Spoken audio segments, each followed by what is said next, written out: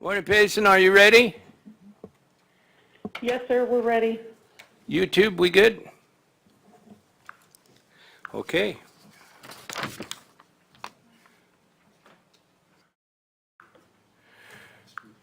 Good morning, everyone. Marion, you ready? Okay. Can't hear me? Hello? My green light's on. Hello? Huh. We have technical difficulty. Payson, do we have someone from the fire district up there yet? Not yet, sir. Okay, he's on his way. He went to the other place, Okay. and now he's going back to your place.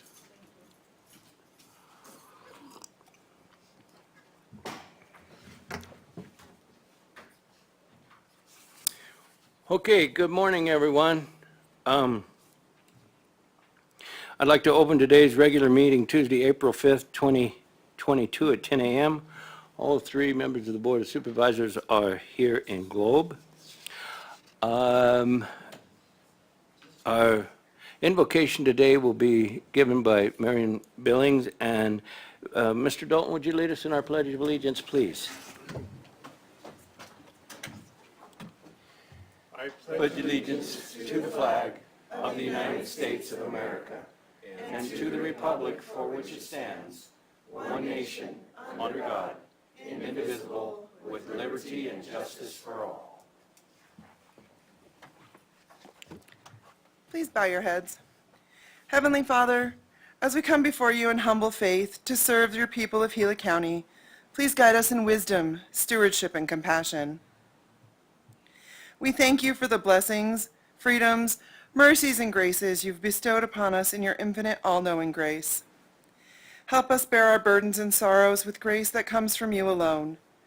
May our challenges teach us compassion and humility. Grant us perseverance in obeying your will, that those dedicated to your service may grow in merit and number. We ask all this through Christ our Lord. Amen.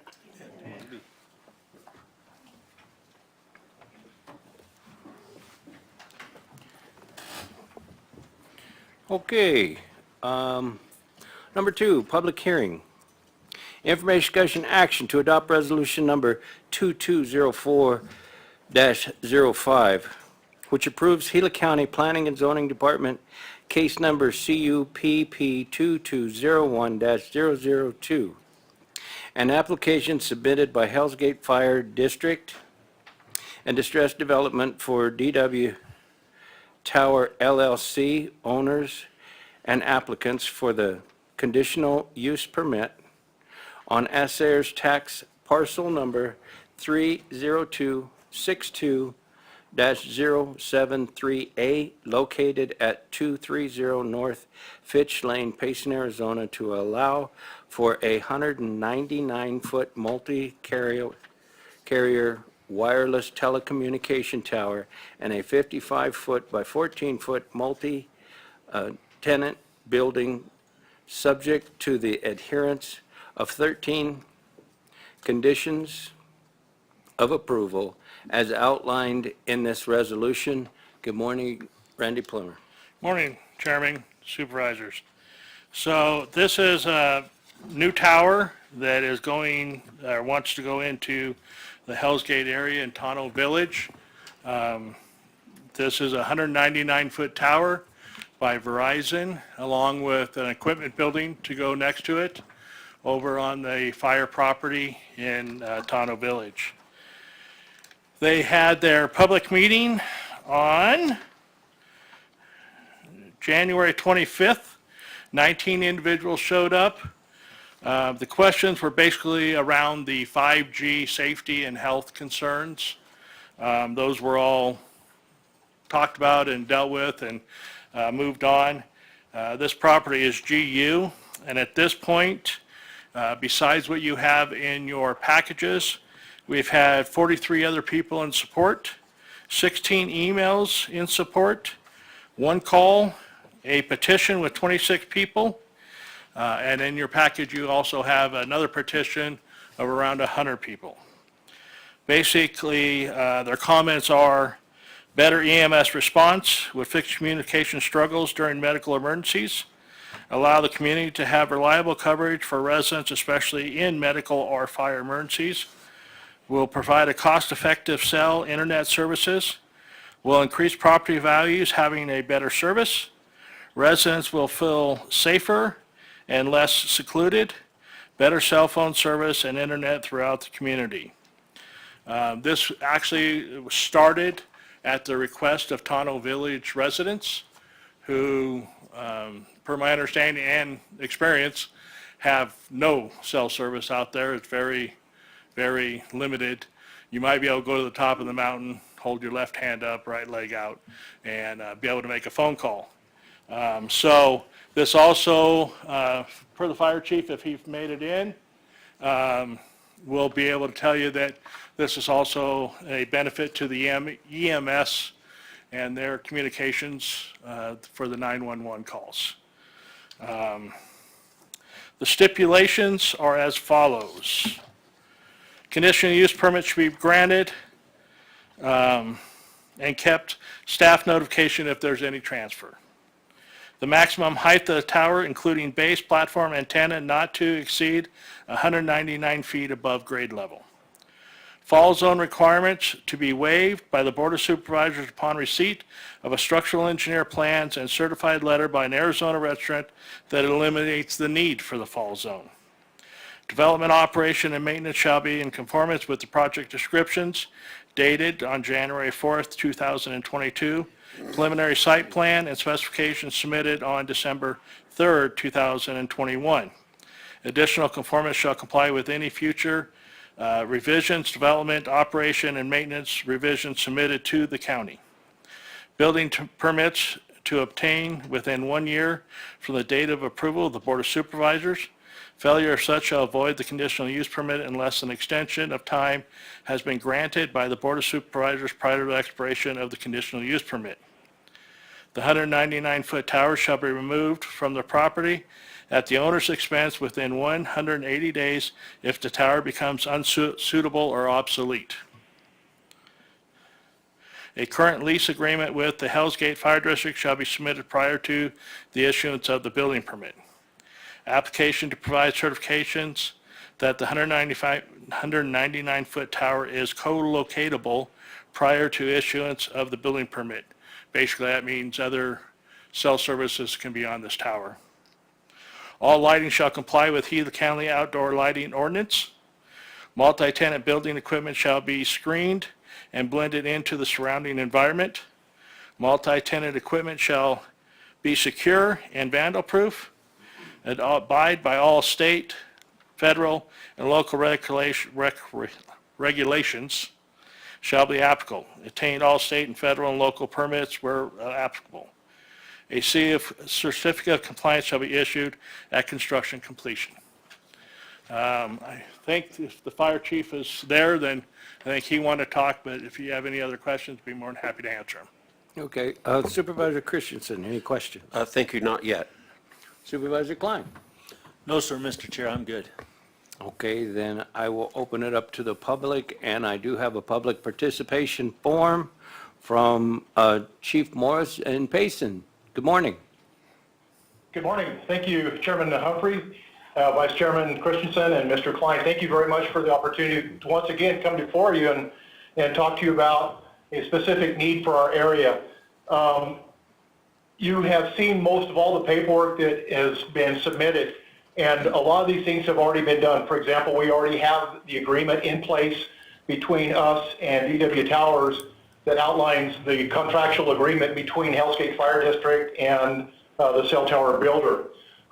My main reason here is to kind of talk to you about some of the public safety issues that we've had in the past. And I'm going to bring up 3 quick points. One, about a year and a half ago, we had several people riding mountain bikes in the area. One person got off the trail or off the beaten path, had an accident and was injured. They tried using their cell phone. Of course, there was no cell phone coverage in the area.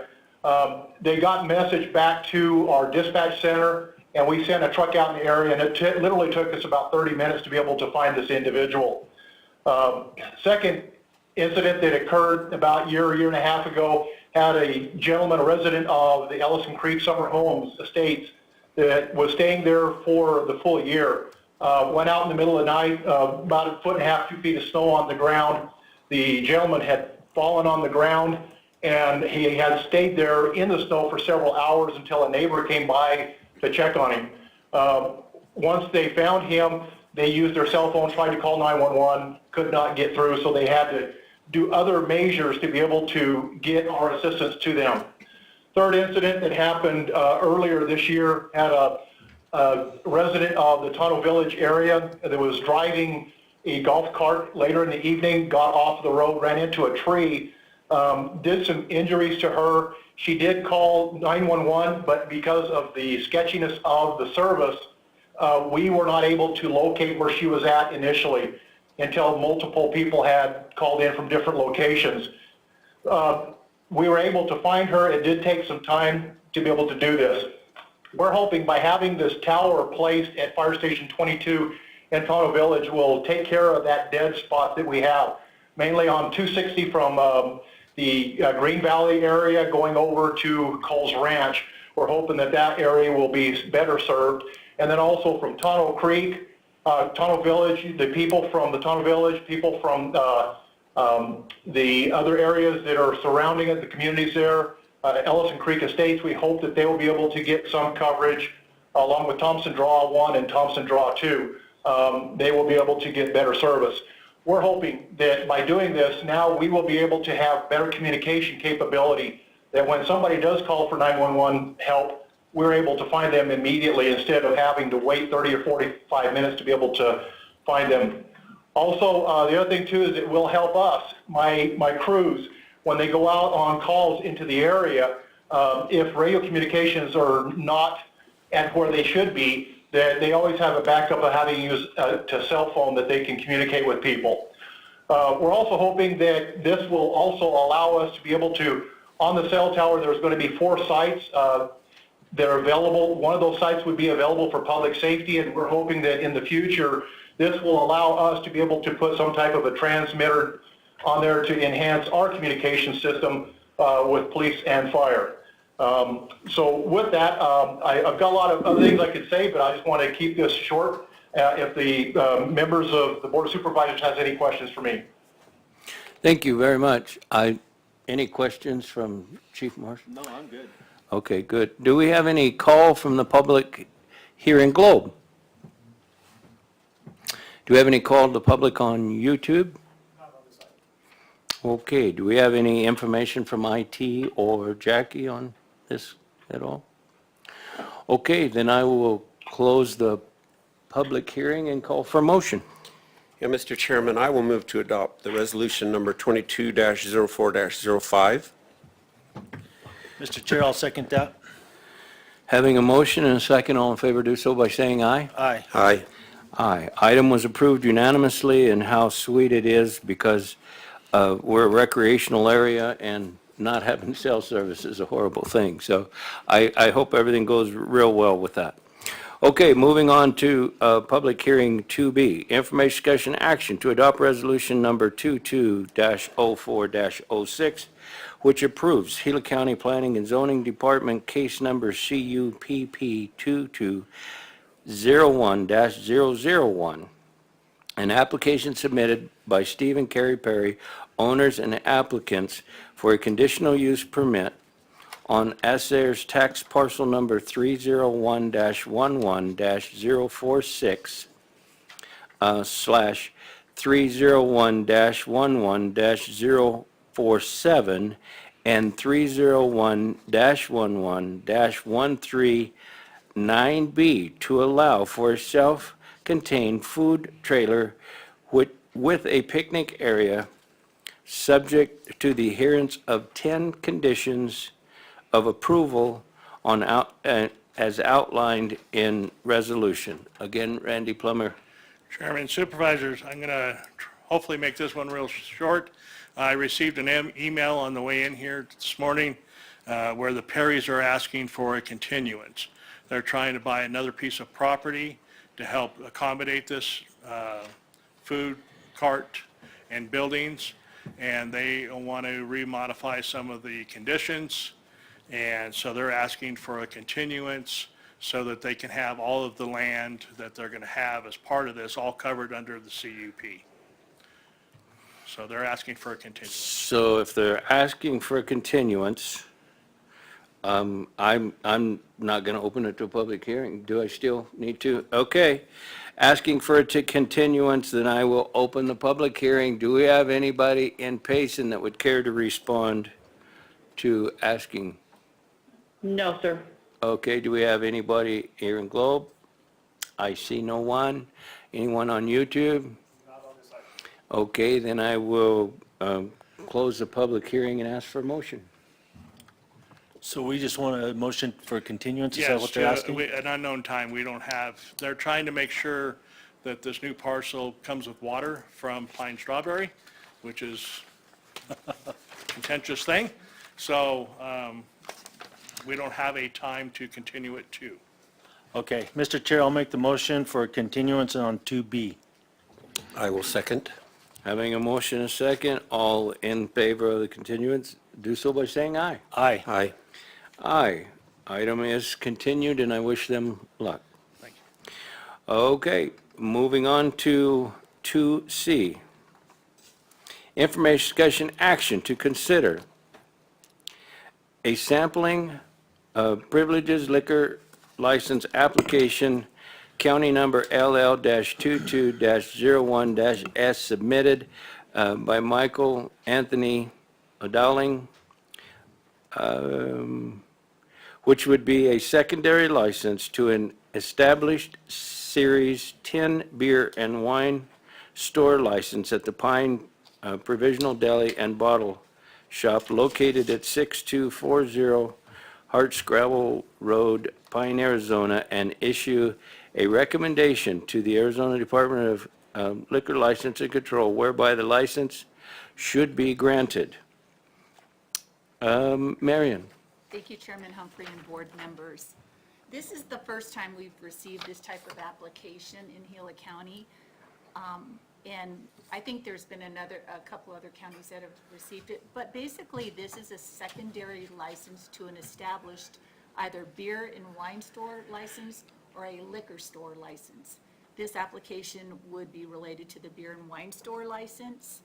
And ARS 4-206.01K states that the request for sampling approval, the review of the application, and the issuance of approval shall be conducted under the same procedures for the issuance of a spirituous liquor license prescribed in ARS 4-201.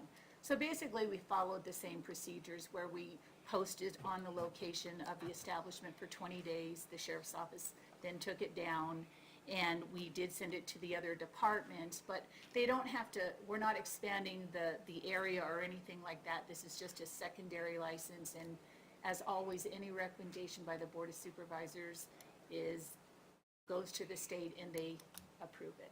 But if there's no disapproval from the local governing board, it really never goes to a hearing with the state board. They'll just approve it. And we don't have any issues internally with our departments, or we haven't heard from anyone. Okay, thank you. Is there any questions? Supervisor Christensen? Thank you, Mr. Chairman. Marion, was there any complaints or any correspondence in the negative about this? But Chairman Humphrey, Supervisor Christensen, no. Thank you. Supervisor Klein? No, I'm good. Okay, then I'll open it to the public. Do we have any public in Payson that would care to comment? No, sir. Do we have any Payson here in Globe that would care? Any public here to comment? No. Do we have anybody on YouTube that would care to comment? Okay, then I'll close the public hearing and I'll call for a motion. Mr. Chairman, I'll move to recommend that the Arizona Department of Liquor Licenses and Control approve the liquor license application submitted by Michael Anthony Dowling for Pine Provisions Deli and Bottle Shop. And I'll second that, Mr. Chair. Having a motion and a second, all in favor do so by saying aye. Aye. Aye. Aye. Item was passed. Okay, moving on to 3, regular agenda items. 3A, information discussion action to approve a submittal of a small rural and tribal body worn camera grant application in the amount of $127,355.40 to the U.S. Department of Justice, Office for Justice Programs, Bureau of Justice Assistance. Accept a grant award in the amount of $102,000 and approve the match required of $102,000 from the county's general fund to purchase body-worn cameras for Gila County Sheriff's officers. Good morning, Matt Benny. Good morning, Chairman, members of the board. So body-worn cameras are critical to both law enforcement and members of the public to improve the civility of police-citizen interactions and enhance citizen perception of police legitimacy and transparency for Gila County. Aside from documenting encounters with the public, body camera technology would also help officers more accurately record what they see at accidents and crime scenes. Moreover, body-worn cameras would improve officer safety and allow for speedier resolutions. They would also provide training opportunities for officers. For the community, body-worn cameras would help improve perceptions of police actions, especially in light of recent protests and riots in the United States. Although our community is predominantly law enforcement friendly, we have a lot of people traveling through the community that are not from this area and are used to officers wearing body-worn cameras, and that's just not something we currently have. It would also serve as an accountability tool for not only the citizens, but also the officer, due to the fact that the body-worn cameras can either corroborate or dispute statements made in the process of the investigation.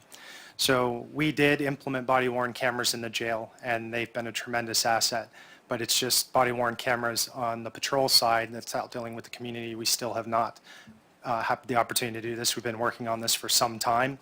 And so this is, we were able to get this going. I'm going to go and let Sergeant Labonte and Ms. Staten as well kind of explain how we got to this point.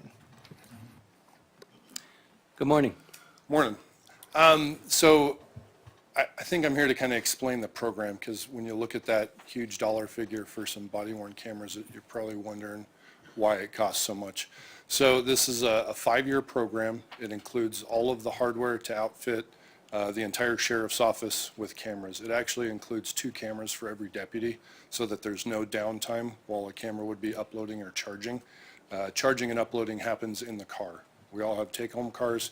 A lot of deputies respond to things from their house in their car, so it became important for us to have a solution that uploads, charges, integrates everything we do from within the vehicle. So it's 2 cameras per patrol member, and then 1 for the command staff. It ends up being 85 cameras. All the in-car software, all the software at the office to upload and integrate with our CAD and RMS system, which is a Motorola product. These cameras will also be a Motorola product to help with implementation. A big part of the history, which I think is important to probably share, would be, we've wanted these cameras for a long time. The costs were extremely high when we first started looking at these a few years ago, and the integration really wasn't there. There was onesie, twosie companies that, they had the cameras and they had the ability for us to view the video, but to get that video to the county attorney's office or include it with our reports was very cumbersome. So we sought out a lot of different programs. We finally found a program that integrates, and it allows us to, when the officer goes out and records a video, the system sees that that video has been uploaded. It compares it with calls that officer's been on. It adds it to the incident, and then when that case goes to the county attorney's office, rather than the county attorney's office getting a report and not being able to see the video that goes along with it, this software that is involved in this program would, when they get that case, they'd be able to view the report and view the video at the same time, making their life a whole lot easier and making things quite a bit quicker. So all that to say, this is a 5-year program for the total cost of $229,686. We've been wanting to do this for a long time. We talked with county management and finance. They urged us to try to find a grant. We did through the help of Amy. And that's the program. Okay, thank you. Do you have any questions that you want Oh, to address right well, now? yeah, I have some questions, but not right now. If you have a presentation, then I may not. So go Okay. ahead and present. Okay, well, one of the reasons you're just seeing this now is when we received notification of the grant, it was about a week and a half, 2 weeks before it was actually due. So we scrambled to get it done, and then we didn't hear about it for 8 months, 9 months. We heard nothing. So we thought, well, that went away. And then suddenly we received notice that we had received the grant, and there were some things we had to do to get the grant, but we were on the award, we were being awarded the grant. And so the original grant that I applied for was $127,355, but then they amended it and offered us $102,000 with a match of that same amount. So that is what we're presenting to you today. Oh, okay. Supervisor Christensen, do you have questions? Thank you, Chairman Humphrey, and thanks for the presentation. I believe this is vital. We can easily save $102,000 in a libel case where someone might claim that something went wrong, and here we would have video evidence of that. So, yes, I think it's a good program. Supervisor Klein? Same goes for me. Thanks for getting this done. Appreciate it. I think it'll be a good asset to the county. Yeah, I think it's a great thing. I just have some clarification. Okay, you put in for an application for $127,355.40. You were accepting a grant for $102,000. The match is $102,000. And the 5-year plan is $229,000. Correct. Okay, I got 204,000. Where's the other coming from? I don't know. It's a great question. Presto. Sarah, It all comes from the same place. Yes. yeah, but yeah, it's got to be itemized. Yeah, they get me up here Tell us where that every time. mysterious money's coming from. No, that's okay. They get me up here every time. The match, so what you're actually approving is the whole program, okay, at the $229,000, yes. okay? The 102 is the grant requirement, okay? Okay. So that's why you have that number. So to accept this award and that grant funding, the county has to give 102 of it to meet those requirements. Okay. Then what we need to do internally is sit down with county management and say, there is still a remaining balance. So can we take that out of Sheriff's Office General Fund, or is there a capital fund that will make up the remaining balance of this program? Yeah, okay, but Yeah. we're going to have to make a motion, and you know, I don't know for sure how the motion's going to read, but I guess it will include that we'll just beg for forgiveness and where the match money's coming from, I guess, I don't know. Pardon me? Yeah, I think the important Okay. thing from the Sheriff's Office standpoint is we would never lose such a vital program over Oh, yeah, no, over a few $1,000s, that's over fine. a few Yeah, I $1,000s, was just so checking. we can figure it Okay, out. okay, question asked and answered. Thank you. Kind of, thank you. Okay, if there's no further questions, I'll call for a motion. I'm good to go. So I'll make the motion to approve the submittal of a small rural and tribal body-worn camera grant application of $127,355.40 There we go.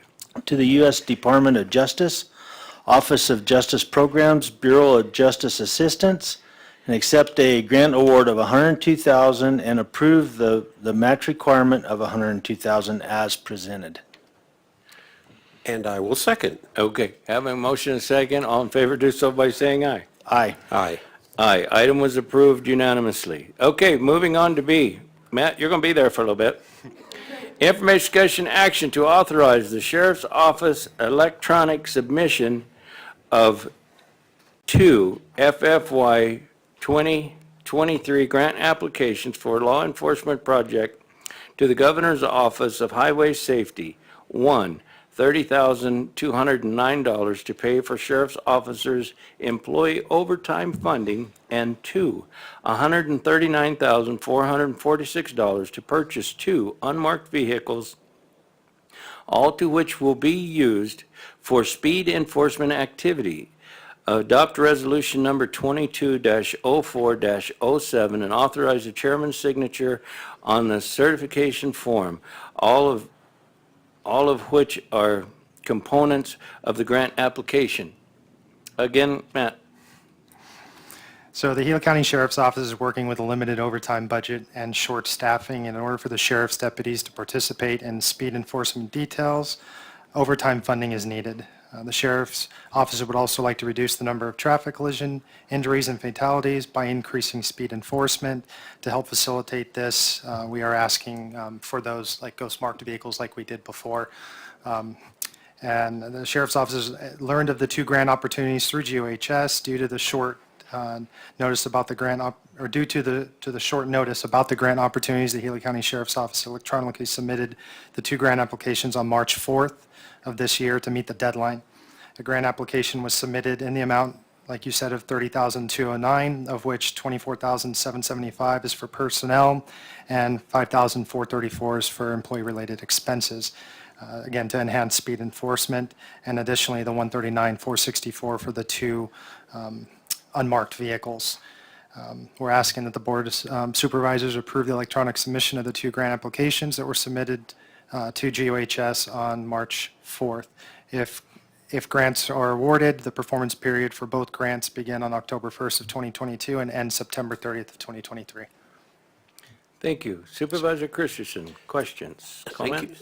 Thank you, Mr. Chairman. Thank you, Undersheriff. So is there any match money here? I apologize. No matching funds. No match. Okay, that's all I have. Thanks. Supervisor Klein.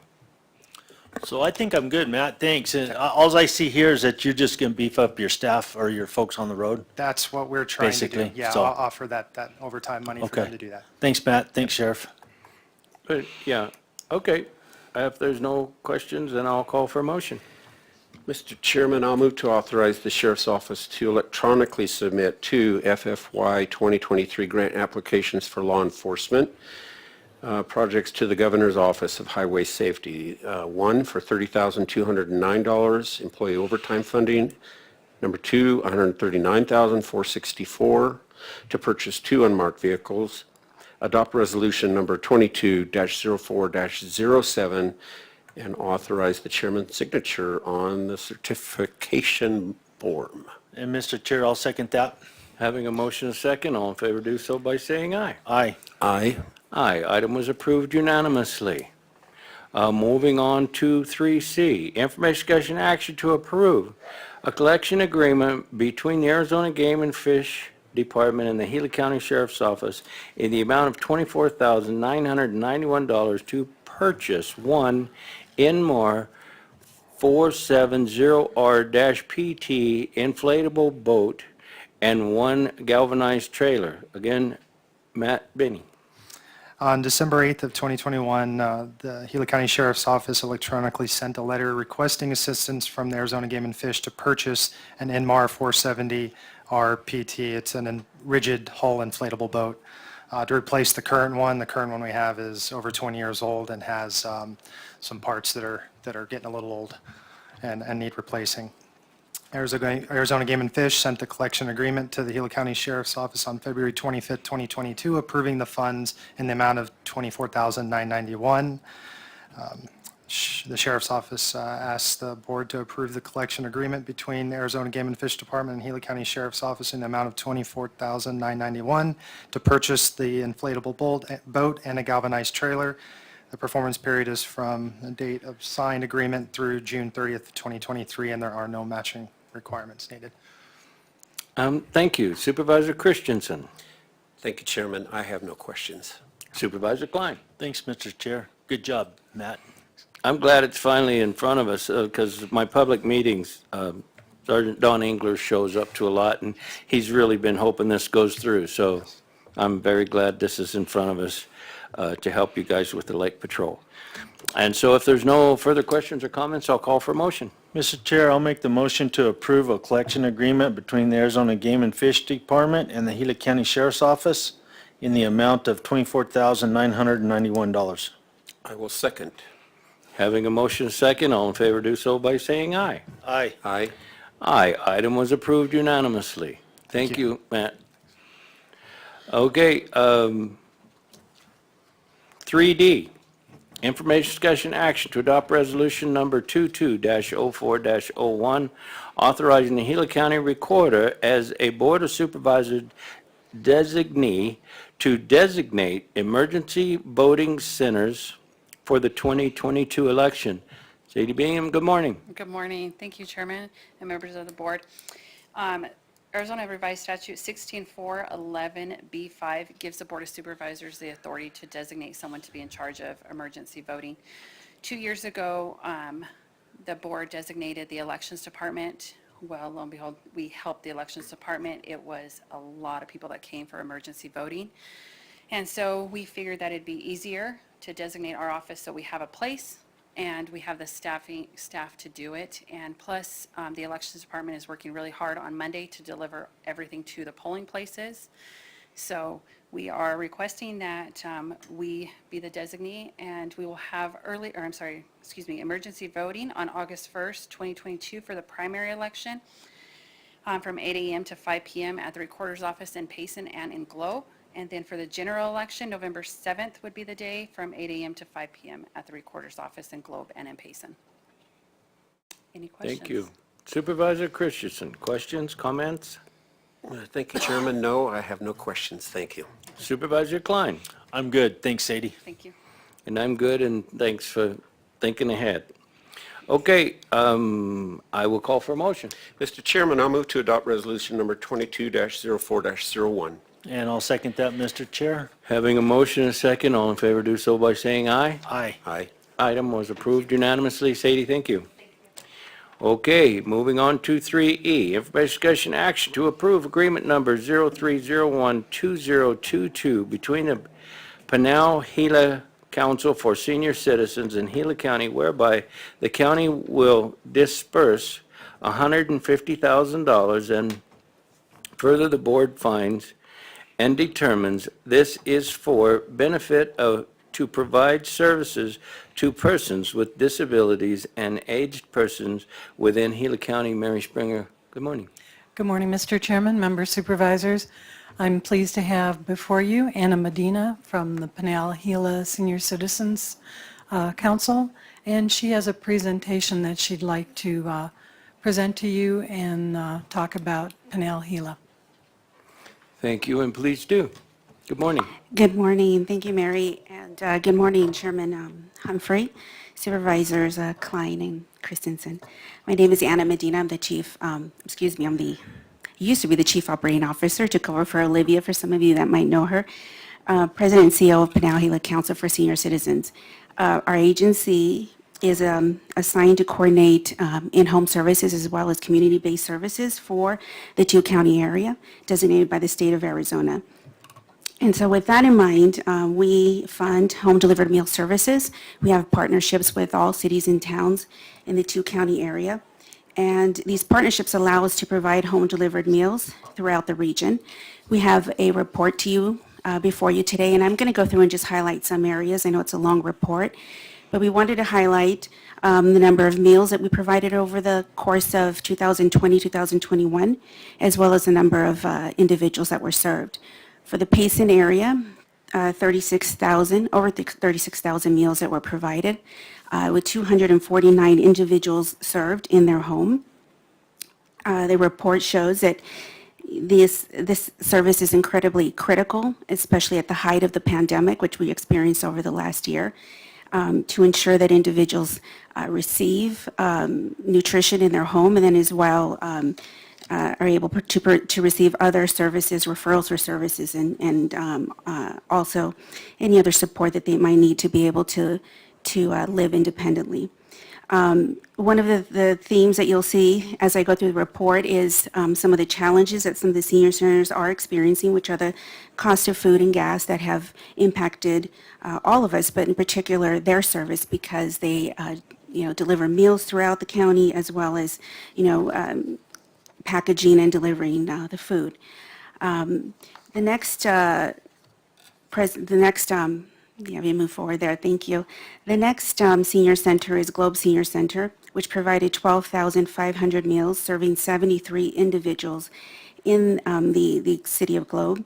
One of the victories is that volunteers were able to serve and provide well checks, and many times, the well check that we provide daily is just as important as the meal, because we want to ensure that our seniors are doing well in their home. And so those daily visits are critical, again, especially during the pandemic. Some of the challenges that were experienced were the difficulty of recruiting volunteers and ensuring that they continued to provide services. Many were very concerned about their own health and being exposed to COVID-19, and so they too were experiencing not as many volunteers that were available. The Globe Senior Center also relies on DLCs to come in and provide services, and they did not have access to that. So the Senior Center pretty much ran with 2 or 3 staff during the entire year, but they were able to provide services nonstop. Moving on to the Miami Senior Center, was recently changed name to Alicia Garcia Senior Center. We are in feeling so much gratitude for the town of Miami and the Miami Senior Center, in that not only did they provide almost 10,000 meals to, and this is an error here, it says 447, but it's actually 147 individuals. But during that time, they expanded. They were able to provide meals where Globe was not able to in some of those unincorporated areas. They were also able to serve top of the world. Overnight, they took over and served about 20 to 30 individuals that were in dire need of meals in that area. And they served them for about a 9-month period, and so we're grateful they were able to do that. Again, they report that it was very rewarding for them to be able to offer this service and to expand the service, and they hope to continue to do that. Again, keeping in mind, their budget and the cost of food and gas. Moving on, and please stop me at any time if you have a question. The Hayden Senior Center served 4,400 meals to 22 individuals. The center did experience a couple of closures early on in the pandemic, and then later they are now fully opened and moving right along, doing really, really well in terms of providing services. I do want to read a story off to you, which I think is many situations that we run into are similar to this, where we had a 91-year-old woman who lived at home, who had a caregiver who was her daughter, and her daughter prepared her meals for her in most cases, but her daughter also had some health concerns and had to go dialysis daily. So she had to leave her 91-year-old mother during a time when she needed meals. So Hayden Senior Center was able to step in, provide the meals to not only her mother and as well, but also the daughter, who also is a caregiver receiving meals. So those are some of the instances where we can come in and help out in a family situation where we have a caregiver involved. The Pine Senior Center, which is not a contracted senior center of ours, but we do provide as many services as we can. We support them, and of course, you have supported them throughout the years. They serve 2,486 meals, and were able to support 20 individuals during the year. They too experienced a closure during the pandemic, and during that time, our agency, Pinal Gila Council, was able to step in and provide meals for not only the congregate meal participants, but also the home delivered meal participants. And I'll talk a little bit about Mom's Meals here in a minute. But they were closed for about 2 weeks, were able to get back up and running, and are now continuing to provide meals in that area and doing a really good job. And everything that Pine does is based on volunteers. They have no staff. They run completely off of individuals that come in and support the center. The next senior center, actually, this is a program called Mom's Meals, which runs directly out of our agency. The Mom's Meals program is a program where when individuals are not located in the service area close to a senior center, let's say here in Globe, and maybe they're living in between here in Miami, we're able to provide them meals via a service where they are delivered 14 meals every 2 weeks. They come temperature controlled, so they don't have to be home to receive the meal. The meals are dropped off at their home, and many times, seniors have appointments they have to go to. We want to make sure that they don't miss the meal, so that meal is delivered to the box of meals is delivered to their home. And this service became critical during the pandemic because we had senior centers that were shutting down, and we were able to put those individuals on Mom's Meal service. During that time, we did that for Pine as well as the Globe Senior Center and the Hayden Senior Center. So during the last fiscal year, we served 5,600 meals to 80 individuals in the Gila County area. The other service that is critical to us being able to provide home delivered meals is the case management portion of our service. Every home delivered meal client is case managed, and that allows us to coordinate not only the home delivered meal service with the senior center, but it also allows our case managers to come in and provide other resources that might be available. They also provide advocacy, and they also provide services if there is a client with a caregiver. And so in those situations, and we really saw a growth of need in the Gila County area during that time. We contract with Catholic Community Services in Gila County to provide the case management services, and as you can see here, they provided over 3,000 hours of case management to individuals receiving home delivered meals. 555 individuals served directly with case management services. And again, just to highlight that there was a family with a senior whose children were trying to arrange with their parents for them to relocate. The family lives out of state, and so they were able to contact the case manager here in Globe and be able to work with the case manager to ensure that their parents received all the critical home and community-based services while their adult children were not here in person. And so that's critical to being able to ensure that our seniors live independently in their homes. And so those are the areas I wanted to highlight.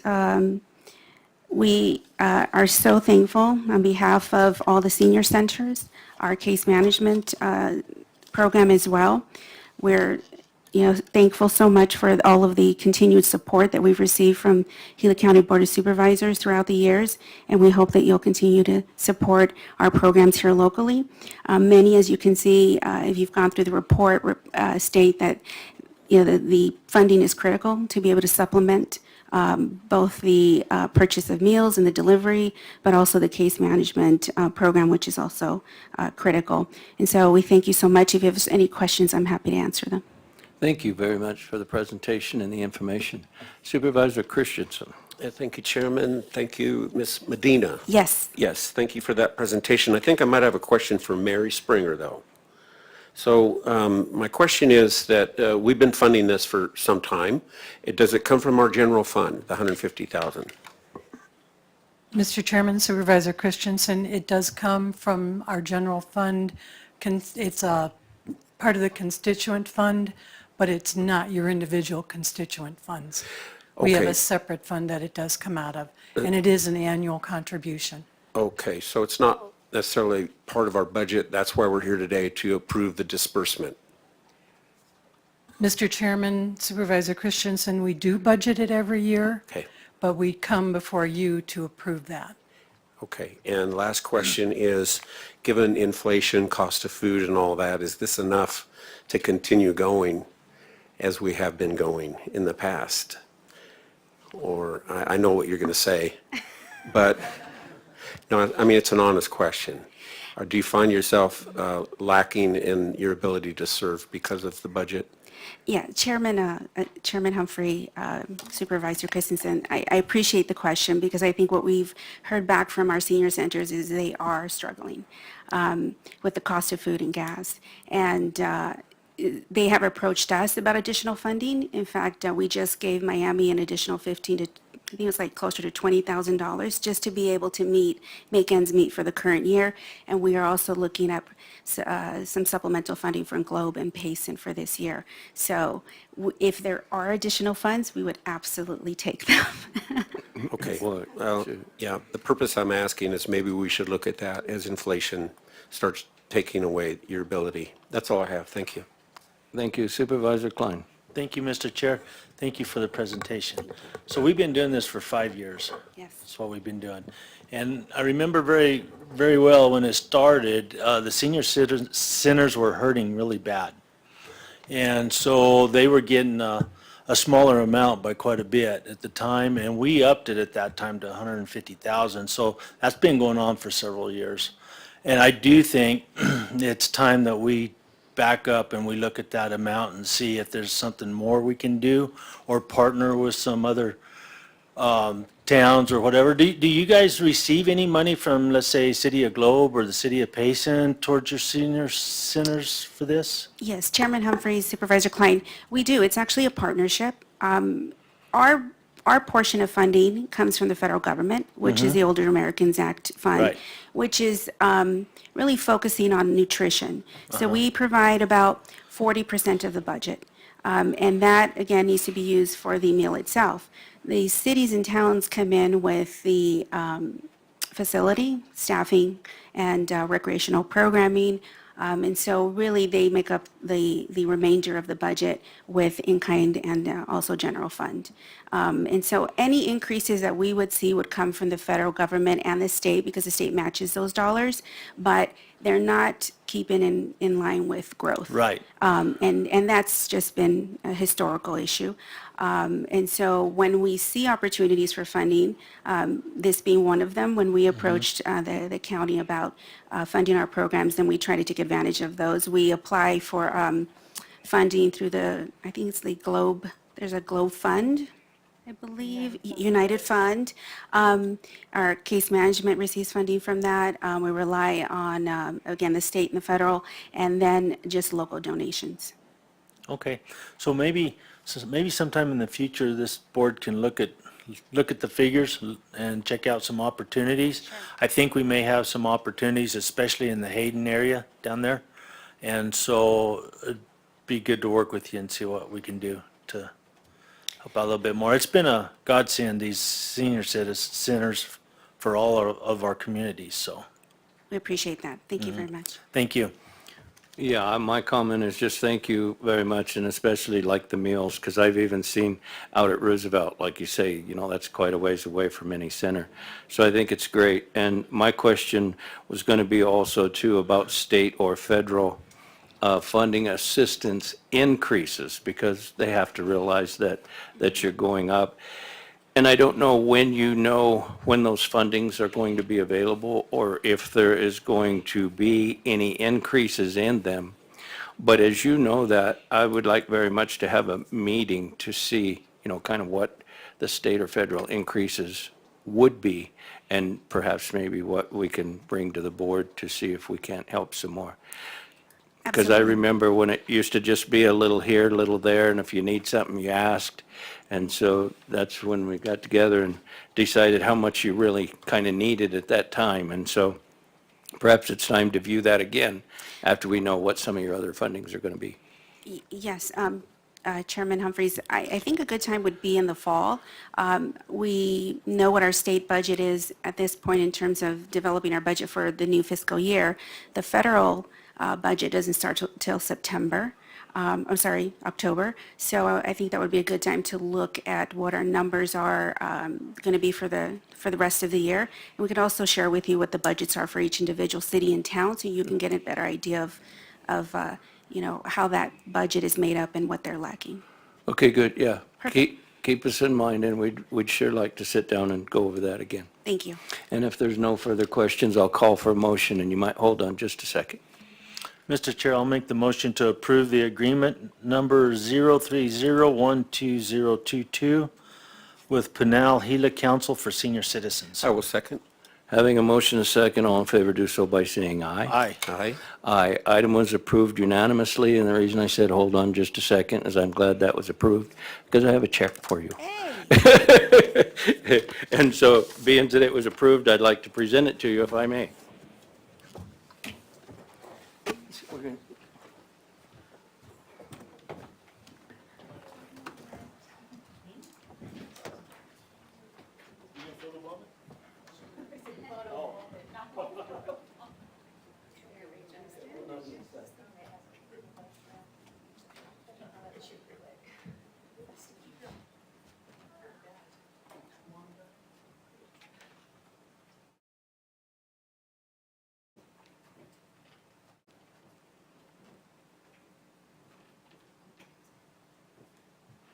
Okay, thank you very much, and once you know, please, reach out to us.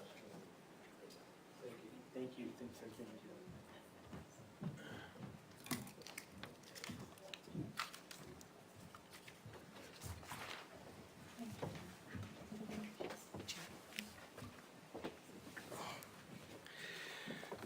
Okay.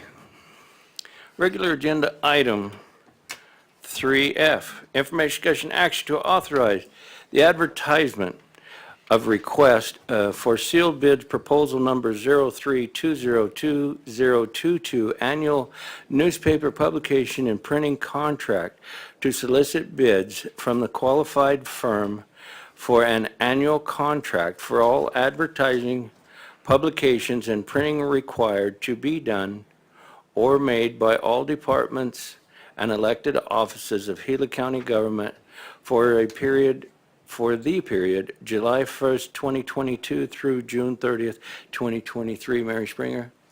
Good morning Hello. again, Mr. Chairman, members, supervisors. Per statute, we go out every year for our annual publishing and printing, newspaper publishing and printing. So we're asking today for your approval to go out to bid, and we'll get those bids back and bring those back before you for acceptance and contract award. Okay, thank you very much. Supervisor Christensen, questions? Thank you. No, I have no questions. Supervisor Klein? No, I'm good.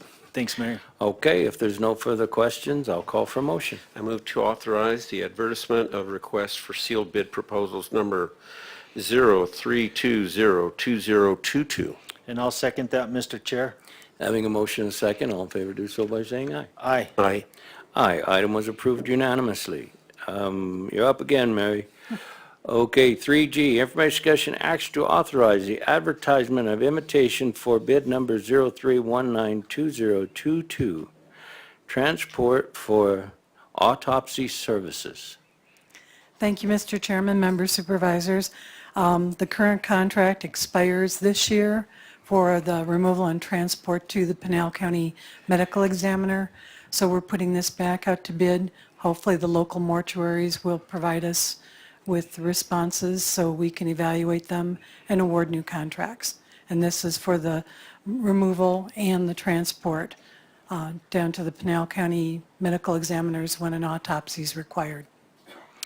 I thank you very much. Supervisor Christensen, any questions? Thank you, Mr. Chairman. Thank you, Mary. No questions. I'm good, Mr. Chair. Okay, then I'll call for a motion. Okay, I'll make the motion to advertise the advertisement of invitation for bids number 031922022. I will second. Having a motion second, all in favor do so by saying aye. Aye. Aye. Aye, item was approved unanimously. Thank you. Thank you very much, Mary. Moving on to H. Information discussion action to acknowledge the dissolution of Alhambra Domestic Wastewater Improvement District. Mr. Eric Mouskow. Good morning, Chairman Humphrey, Supervisor Klein, Supervisor Christensen. This is simply for your acknowledgement. The Alhambra Wastewater Improvement District was formed back in 2012 of May. Initially, they had helped establish wastewater treatment facility and so on, but after a certain amount of time has gone past, the board of the ADWID, or the Alhambra Domestic Water Improvement District, determined that it was not going to be a project that was going to be able to be completed. So in accordance with Arizona revised statute, they went ahead and they decided that they were going to go ahead and dissolve the board, and they have done that in their meetings, and this is just an acknowledgement for you on their actions. Okay, thank you very much. Supervisor Christensen, questions? Thank you, Mr. Chairman, and thank you, Eric. Just for clarification, we don't need this board any longer? We don't need to reestablish this board? No, it was established to institute some wastewater facilities, but I'm not exactly sure what happened. But I think the city service is kind of extended in that region, and so they don't have the ground, actually, the land, to pursue a facility that would be able to be utilized for that. So they're just kind of calling it quits. So the taxes that they were charging, all that, does that revert back to? This particular special district did not levy a tax. They did not, No, okay. they were not levying a tax on the individuals at that time, so. Thank you, Eric. Okay, Supervisor Klein. I'm good, Mr. Chair. Okay, I'll call for a motion. Mr. Chairman, I'll move to acknowledge the dissolution of the Alhambra Domestic Wastewater Improvement District. And I'll second it, Mr. Chair. Having a motion, second, all in favor do so by saying aye. Aye. Aye. Aye, item was approved unanimously. Thank you, Thank you, sir. Eric. Moving on to 3I, information, discussion, action to adopt resolution number 22-04-02, which authorizes a disposal of a portion of Holly Drive located in White Oaks Glen, official map number 346, Gila County Records, Gila County, Arizona, and the chairman's signature on the related quitclaim deed. Steve Sanders, good morning. Good morning, Mr. Chairman, members of the board. Before you on March 1st, asking you to accept a bid in the amount of $1,646 from the adjoining property owner of Holly Drive. You did that. This is the final step now to issue them quitclaim deed for the portion of the road they bought. Happy to answer any questions you have. Okay, thank you. Supervisor Christensen, do you have any questions? Thank you, Mr. Chairman. No, I have no questions. Supervisor Klein? I'm good to go. And I have none, and so I'll call for a motion. Mr. Chair, I'll make the motion to adopt resolution number 22-04-02 and authorize the chairman's signature on the related quitclaim deeds. I will second. Having a motion second, all in favor do so by saying aye. Aye. Aye. Aye. Item was approved unanimously. Steve, thank you. Okay, moving on to J, information, discussion, action to increase the county's pledge for the Gila Proud Highway 60 cleanup and maintenance project from $10,000 to $53,670 for the first year of the project. Award contract number 100521, landscaping services for Gila Proud Highway 60 cleanup and maintenance project to Allegiance Builders in a not-to-exceed amount of $132,500 and authorize the chairman's signature on the contract number 100521. Amy Staton, good morning. Good morning, Chairman and Supervisors. Thank you for this opportunity. We've been working on this project for about 2 years. So if you'll recall, 2 years ago in February 2020, a bunch of agencies and government got together because there was a desire to improve the appearance of the corridor through Miami and Globe. As you know, a lot of times, if you drive up and down frequently, you'll see the weeds and the trash and the mud from whatever flooding has happened recently. And so there was a desire to improve the corridor. So what has happened is a lot of our agencies have been attempting to bring people in to move into our community, and this is just one of the areas that needed improvement. I know that there's others, and those are beyond my purview, but this particular thing was the thing that all of the agencies felt like they could have a hand in, and so they got together and made some commitments, and those commitments have been paid into our system. But the county looked for landscapers, a landscaper lead and a regular landscaper, and could not find anybody that fit the bill. And so then it was agreed, you agreed to go out for bid, and we received a bid. Initially, It was for more than what was being asked in the proposal, but then it was amended to fit what needed to be done out there with 2 workers and 2 days a week, 2 days a week, thank you. And so this amount that we're asking the county to give could actually end up being less, because when I was working on this, a City of Globe representative said to ask for more than the 10,000 that we've asked for from the City of Globe. So that's just, it's not an absolute at this point, but it's just something that I can give to you, that it may take the 53,670 down a bit. Okay, so it would be a not to exceed, huh? And not to exceed 132,000, yes, not to exceed that. No, but I And meant the then 53. Yes, not to exceed the 53,670. Lyle Wyatt is the owner of Allegiance Builders. They have done a lot of work already in our community. They worked with when there were mudslides, they worked with ADOT, and they worked with the Forest Service. Would you like to speak to? Okay. Good morning, Chair and Board. My name is Lyle Wyatt. I own Allegiance Builders. I also work for City of Globe Fire Department full-time, and I only bring that up because my employees are either active or retired firemen as well. The reason that's important is because this is a highway contract. There's inherent dangers working on the highway, and my guys are very familiar with working on the highway. We know how to operate. We know how to work within ADOT guidelines. We've been performing work and still are for Carl Melford for the emergency management portion for flood debris mitigation. We've also been working in the El Capitan area for fire insurance damage that wasn't covered under that bill. We also work with the United States Forest Service for debris removal. We remove motorhomes and tractor trailers and things that are abandoned out in the forest. And so the landscaping is well within our means to accomplish. As she mentioned, it was revised because I came in a little overzealous on this contract with wanting to put a 4-man crew up to 3 times a week. I perceived it as more of a rehabilitation as opposed to maintenance. After our meeting, and we'll start with the maintenance and see how it goes from there. It'll be a 2-man crew, 2 times a week. Truck, trailer, tools, management, overhead, profit are all included in that not to exceed the $132,500.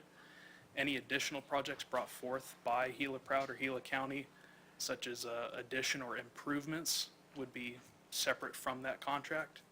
But it's for a 1-year contract. That is my bid and proposal. And our guys are from here. They live here. We see the road. We see the highway. We'd like to make those improvements and extend that invitation to the businesses and homeowners along the 60 to City of Globe, Town of Miami, to help entice that economic development plan. So that's all I got for you. Thank you very much. Okay, do we have questions, Supervisor Christensen? Yes, thank you, Mr. Chairman. I have a couple.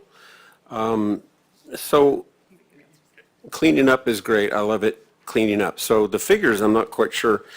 We're increasing from 10,000 to 53,670, not to exceed 132,500. So is that over a course of several years? Or, why do we have 53,000 and 132? Can you please clarify that for me? Yes. So the total budget is 132,500. That's for 1 year. If you look on can you go down just a little bit? If you look on the board, there's other Partners? partners, yes. And can you go back to the agenda where it shows the list? Right there. So those are the partners who have already contributed, except for the county, we're talking about that today. But those are the ones who have already contributed for the total amount. And this 53,000 is the difference between the 132,000 and what has been brought in from the other agencies. Okay. My other question is, this is along a state highway, so Yes. why isn't ADOT doing some of this cleanup? Or is this something that they don't do? I did speak to ADOT representatives, and they do occasionally come through and do some work, some maintenance work along, but that's very occasionally. And our need is very frequent. And so the ADOT wouldn't fulfill that. It'd be nice if they sent us some money, though, to do it for them. That would be nice. Yeah. I'd be happy to ask. Okay. That's all I have. Thanks. Supervisor Klein? Thank you, Mr. Chair. I don't think I've got any questions. I mean, we'll run it for a year hopefully and see how it goes. And then go from there. I think it's worth a try. I guess that's what I'm saying. Oh, yeah. I just had one question, and I appreciate the contract too, but I also know that there may be volunteers that may want to maybe help with that from time to time, and I don't know if that's possible or under your insurance umbrella or whatever, but I've seen a lot of volunteers out cleaning up a lot of places as well. I can bring in volunteers and have done so in the past. The stipulation to that is being along a state highway is that I would, of course, need to facilitate them being off the Sure. highway, more into the sides of the road, Sure. easements, driveways of businesses and things. And that Yeah, no, that would yeah. cover my insurance. I think it's a great deal that you put these guys together, and it's a great way to serve the community. I have one more comment on that. Go right ahead. Is the cleanup crews that have been cleaning, there are a lot of areas in the county that they need to get to, and they realize it, but sometimes they're just wanting to get the highway parts of the highway cleaned up. Sure. So this is done regularly. They don't have to focus their attention on that. They Right. can go into the watershed and Right, other areas. they can do things other than just the highway. Yeah. No, understood.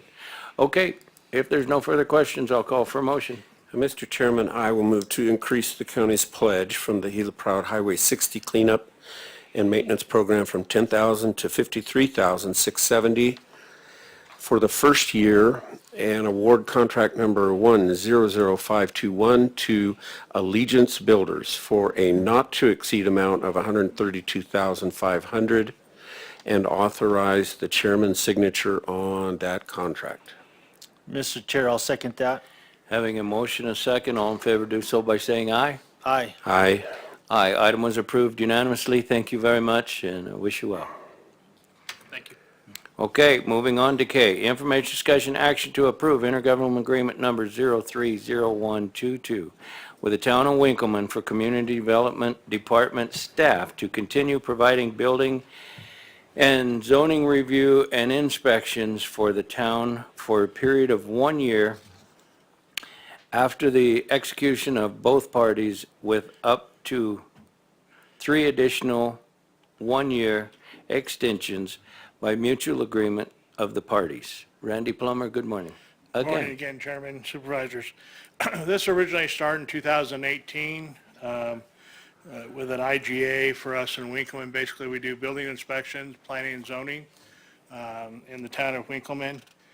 We had the original contract and then 2 one-year extensions that you approved in 19 and in 20. Then in March of 21, it slipped through the loopholes and pictures, and we didn't have a contract back then. But this is to redo the contract with 3 one-year extensions onto that. As long as both parties agree, we'll keep doing the services that we provide for them. thank you very much. Supervisor Christensen, questions? Thank you, Mr. Chairman. Thank you, Randy. So they are charged a fee for our services? They're charged our current fees that we charge on our building permits here. Okay, thank you. And it's from door to door. Okay. Supervisor Klein? Thank you, Randy. It's a good service for those folks down there, so thanks. Yeah, same comment. Thanks for helping them, and it helps them a lot. Okay, if there's no further questions, I'll call for a motion.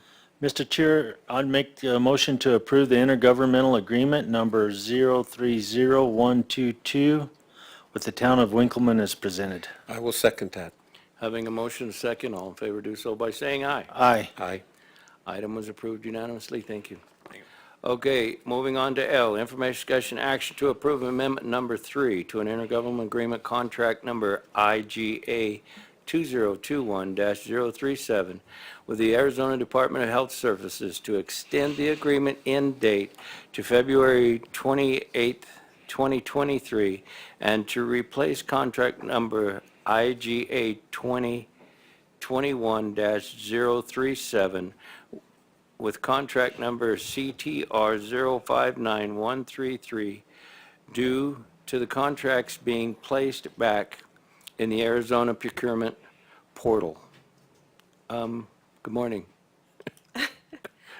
Paula Horn Paula Horn, instead of yes. Michael O'Driscoll. Sorry, I'm I sitting there know. looking at Michael O'Driscoll, it's like, Paula, you're not Michael O'Driscoll. So go ahead. Good morning, Thank you Chairman. for being here. Supervisors.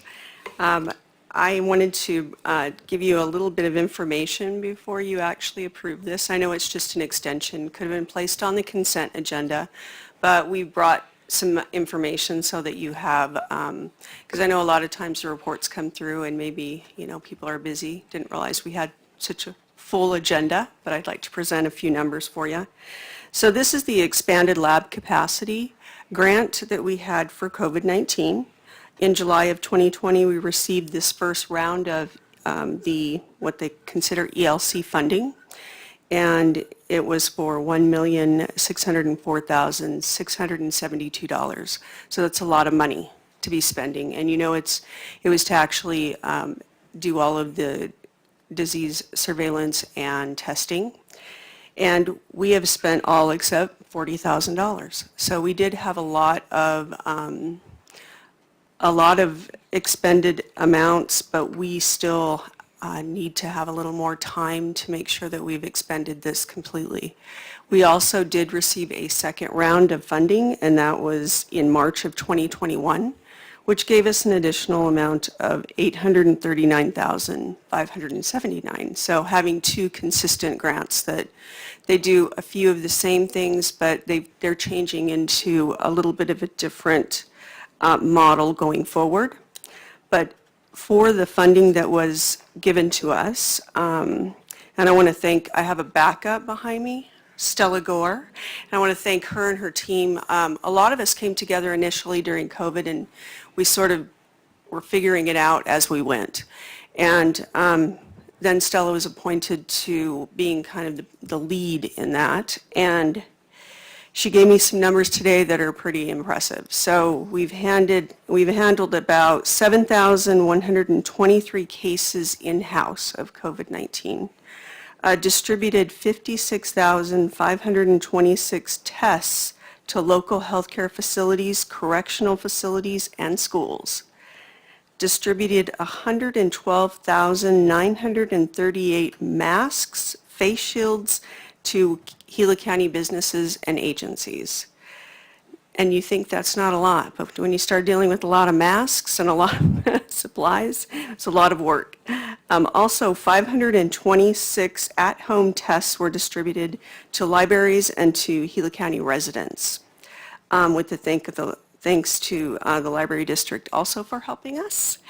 And 152,000 miscellaneous gloves, gowns, goggles, hand sanitizer, you name it, was distributed to the local healthcare facilities, correctional facilities, and schools. And 6,000 tests were administered by our Gila County communicable disease staff in both northern and southern Gila County. So I'd say, they have done a tremendous amount of work with the testing. Also, they assisted with several fire departments, 5 school districts, long-term care facilities, Gila County Jail, and acquiring a CLIA waiver. And what that is the state has allowed us to do a waiver for people to do laboratory testing outside of a lab.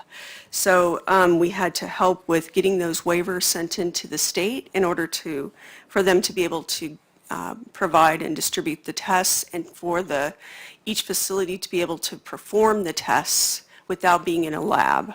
So our health department, of course, does have a CLIA, which is a certificate for liability, sort of, but these other facilities, like schools, wouldn't have that. So Stella's team did assist them by offering support, PPE, and guidance so that they were safe when they were administering these tests.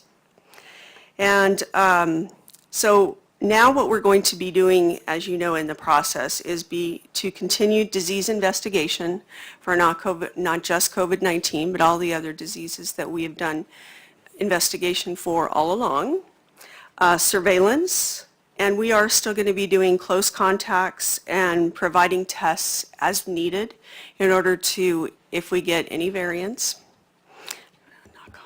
so that we will wrap up any of the crisis response that we have done at this point and sort of provide lessons learned during this process, because as though we think we are all perfect and we did it just great, there's always lessons to be learned. I mean, there was a lot that was done in a very short amount of time. So we're doing assessment of our training needs and of our staff to see what the need is in workforce development, and continue to provide support and education to all Gila County residents.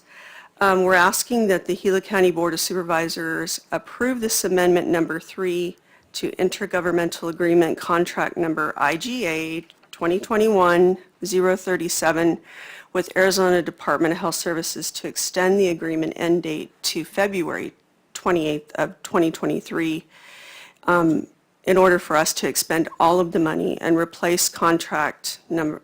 So what they did with this is they put it back into the Arizona procurement portal and they renamed it. So they re-identified it as now CTR 059133, and that's the new contract number on it. So I will take any questions that you have. Thank you. Supervisor Christensen, do you have any questions? Thank you, Chairman. Thank you, Paula. I don't think I have questions, but you guys have done such a great job. I just want to say that because you're nationally recognized here in Gila County for our COVID response.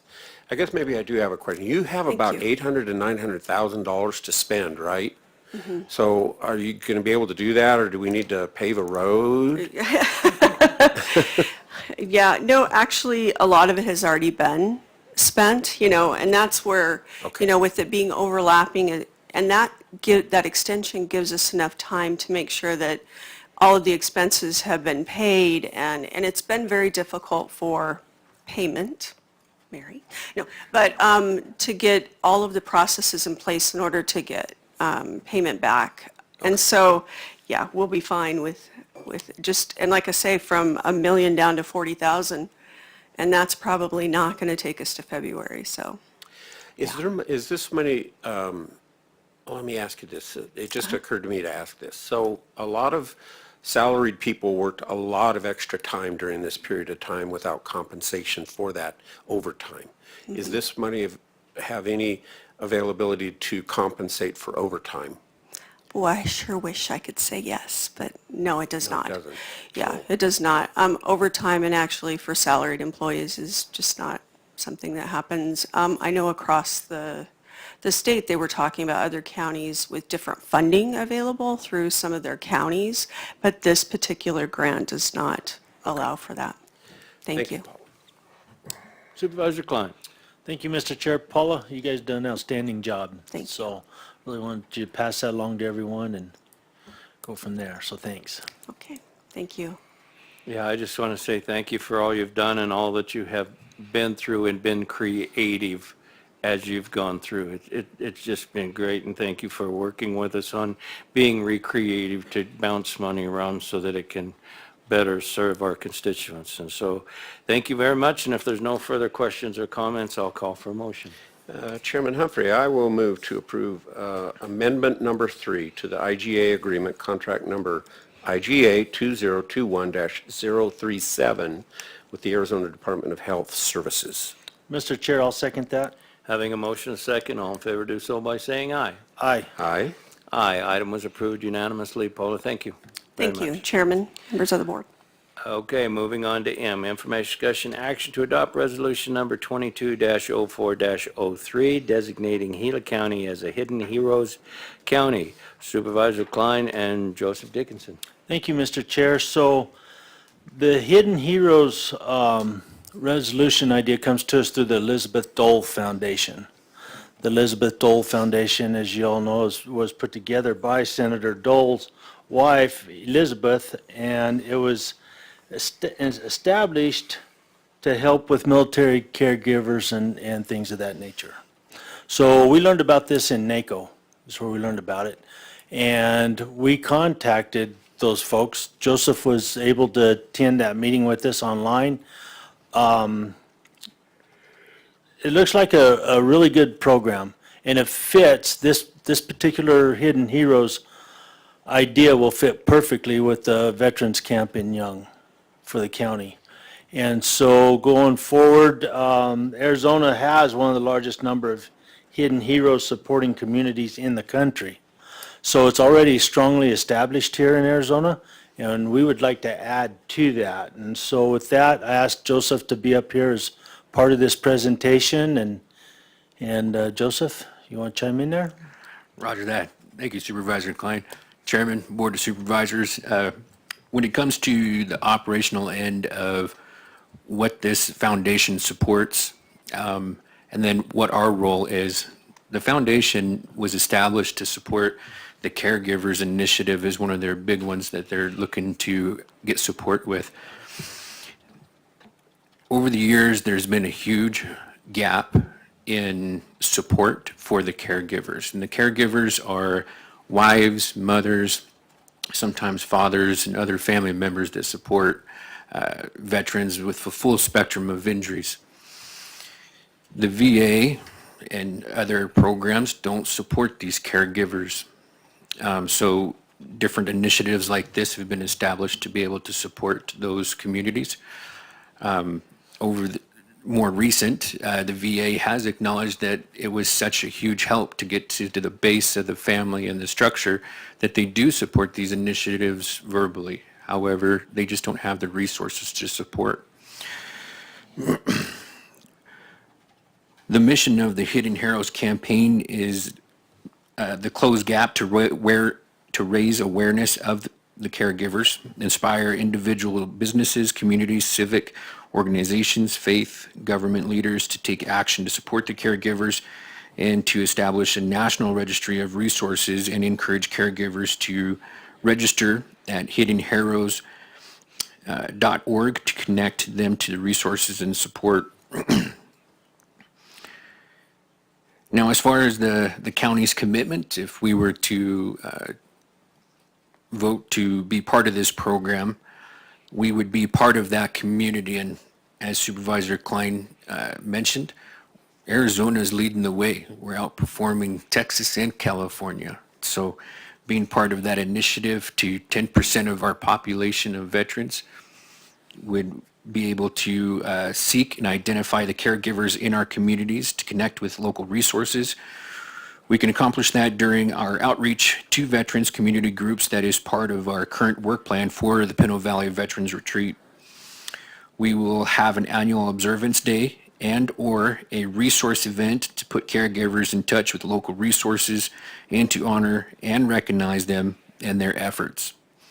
Designate a point of contact, which we're looking at. Kathy was pretty excited to volunteer and utilize the caregiver experience map, which is basically outlining how we're able to support them and get them to the resources they have. With that being said, I'd be happy to take any questions. Thank you very much. Supervisor Christensen. Thank you, Chairman. Thank you, Joseph and Woody. So I'm all for this, and it sounds like a really great thing. So, and you might have said the answer to this, but how is this going to actually lead us to be able to help the caregivers? The resolution, yeah, I like it. And then how does that help Gila County become able to help the caregivers? Supervisor Christensen, that's a great question. So what it does is allows the access to the resources. So there's a lot of caregivers that are out there that don't even recognize that they're a caregiver. They're simply supporting their family and doing the honorable thing that they think is right. What this initiative does is help outreach, grab those people, help them understand that there are resources, and in some cases help them identify the challenges that they're experiencing and sometimes not even aware of. Okay, all right. And you'll be working with veterans groups, or will we be working with veterans groups in all locations in the county and letting them know? Roger that. So who's going to be doing that? So most of it's going to be with Kathy. I'll be supporting in any way I can until we really get quite a few things spun up as far as the support. But this is part of that support program. They're connected not only within the state, but nationally, and more importantly, down to the county and city level. So once we become part of this, they're going to be supporting that outreach. Okay, great. I'm excited about that. Thanks. Supervisor Klein. No, I'm good, Mr. Chair. This is a good opportunity for the county. Fits in really well with what we're targeting with that site up there. And it'll be really good for our countywide veterans. Yeah, I think it's a great program, and as you say, there's a lot of caregivers there that don't realize that there's state programs for caregivers, and they're just taking care of their family or friends. They don't realize that they're in need and there's help for them. So I think it's a great program, and Kathy, I hope that you are ready, because I will bet you'll be busy with this extension of your, okay. Yeah, I see fingers going about 3 or 4 different directions. You bet. What a great program, and thank you. Even if you were railroaded, it's a great thing for us, and to go forward. So I don't have any more questions or comments, and if no one else does, I'll call for a motion. The one thing I'd like to add, Mr. Chair, is thanks to Kathy, when we were in DC, she's the one that attended the veterans meeting that day, and we got in touch with those folks back there and brought it up to us. I was in another committee meeting, couldn't make it. So there's been a lot of teamwork in this whole program, and I really appreciate it, so. You bet. Thank you very much. All right, so with that, Mr. Chair, I'll make the motion to adopt resolution number 22-04-03. I will second.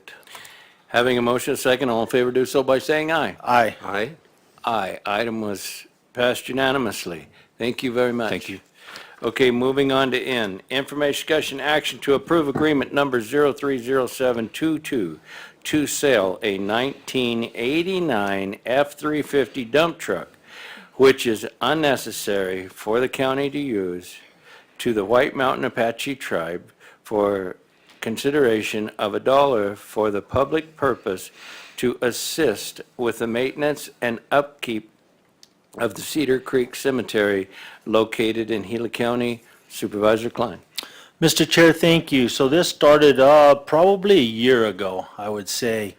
We started on this, and Councilman Gerald Altaha and White Mountain Apaches with District 2 has got a cemetery over there and a little crew that keeps it cleaned up and everything. And he brought to my attention one day is they were looking for an excess dump truck, little truck that they could use. As a county, we consistently turn over equipment. When it gets used, it's outdated, it exceeds what we want to put into it for money and so forth. So this little truck came up along with one other one that was actually transferred to Pleasant Valley to the veterans site. Both these little trucks were 1-ton dump trucks. It has a chance to be repurposed to the White Mountain Apaches. Gerald's district right there, District 2, for this process. It'll be a really good use for this truck. I don't know what else more to say. I mean, go ahead, Jessica. Yes, Chairman, Supervisors. So at our last executive session, we made a comparable transfer that we discussed in executive session. The same legalities are involved here. So if you guys would like a refresher on that, I would recommend entering an executive session so we could briefly discuss that. Okay, Supervisor Christensen, questions? No, sir, I do not have questions. Okay, and I'm sure Supervisor Klein doesn't. And does Supervisor Christian, you care to go in executive session to go over the legalities of something of this nature? I appreciate the offer, but I don't believe it's necessary today. Okay, then I feel there's no further questions, so I'll call for a motion. Thank you, Mr. Chair. Okay, I move to approve agreement number 030722. And I'll second that. Having a motion and a second, all in favor do so by saying aye. Aye. Aye. Aye, item was approved unanimously. Jessica, thank you. Chairman. Comment. Yes, just one more comment.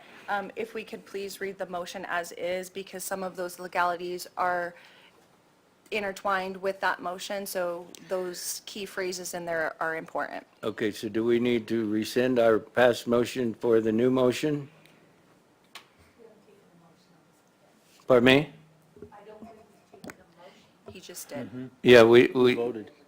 Yeah, we took I called for a motion and voted, so I guess I'll call for a motion to rescind our past motion. I'll make that motion, Mr. Chair. So moved. Supervisor Christensen, do I have a second? You do. Okay, all in favor of rescinding our last motion, do so by saying aye. Aye. Aye. Aye. Item was approved unanimously, so Supervisor Klein, would you care to make a motion with Jessica's assistance and we get the legality involved? It is currently written in the suggested motion, which also includes that the truck would be utilized for the public purpose, and also that the board chooses not to move forward with an auction. So moved, Mr. Chair, as stated. Good job. I can't get that one wrong, can I? Good job. Supervisor Christensen, do I have a second? So seconded. Okay. We get, okay.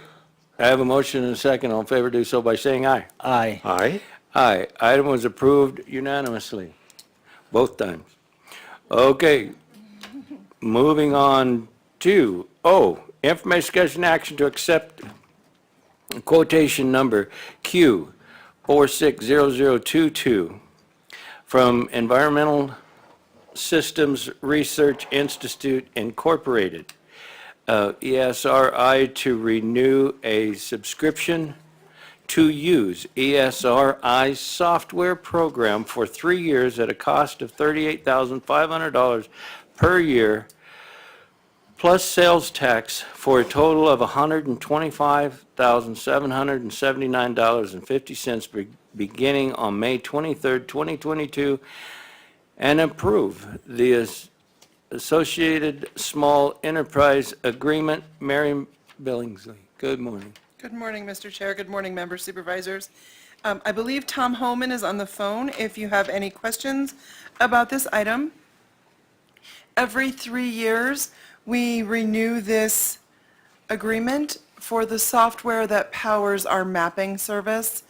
The cost is shared across several departments that use this service, and we pay an annual amount. According to this, it would lock the annual amount at $38,500 per year for the next 3 years, plus the sales tax on that amount.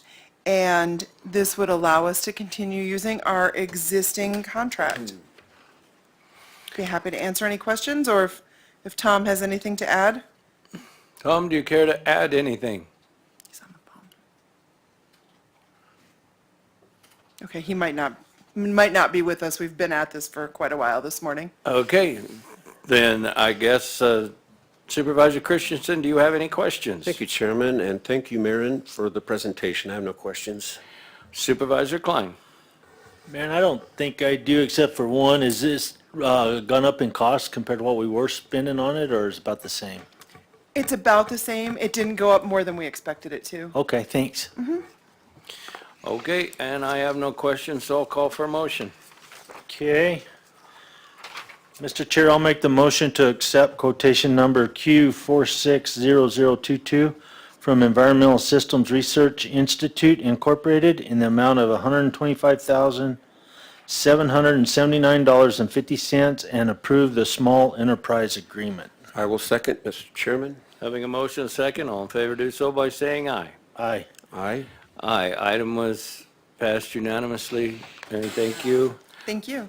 Okay, information, discussion, action to adopt proclamation number 2022-01, proclamating April 22nd as National County Government Month in Gila County with this year's theme of Counties Thrive, and showcase how the counties achieve healthy, safe, and vibrant communities.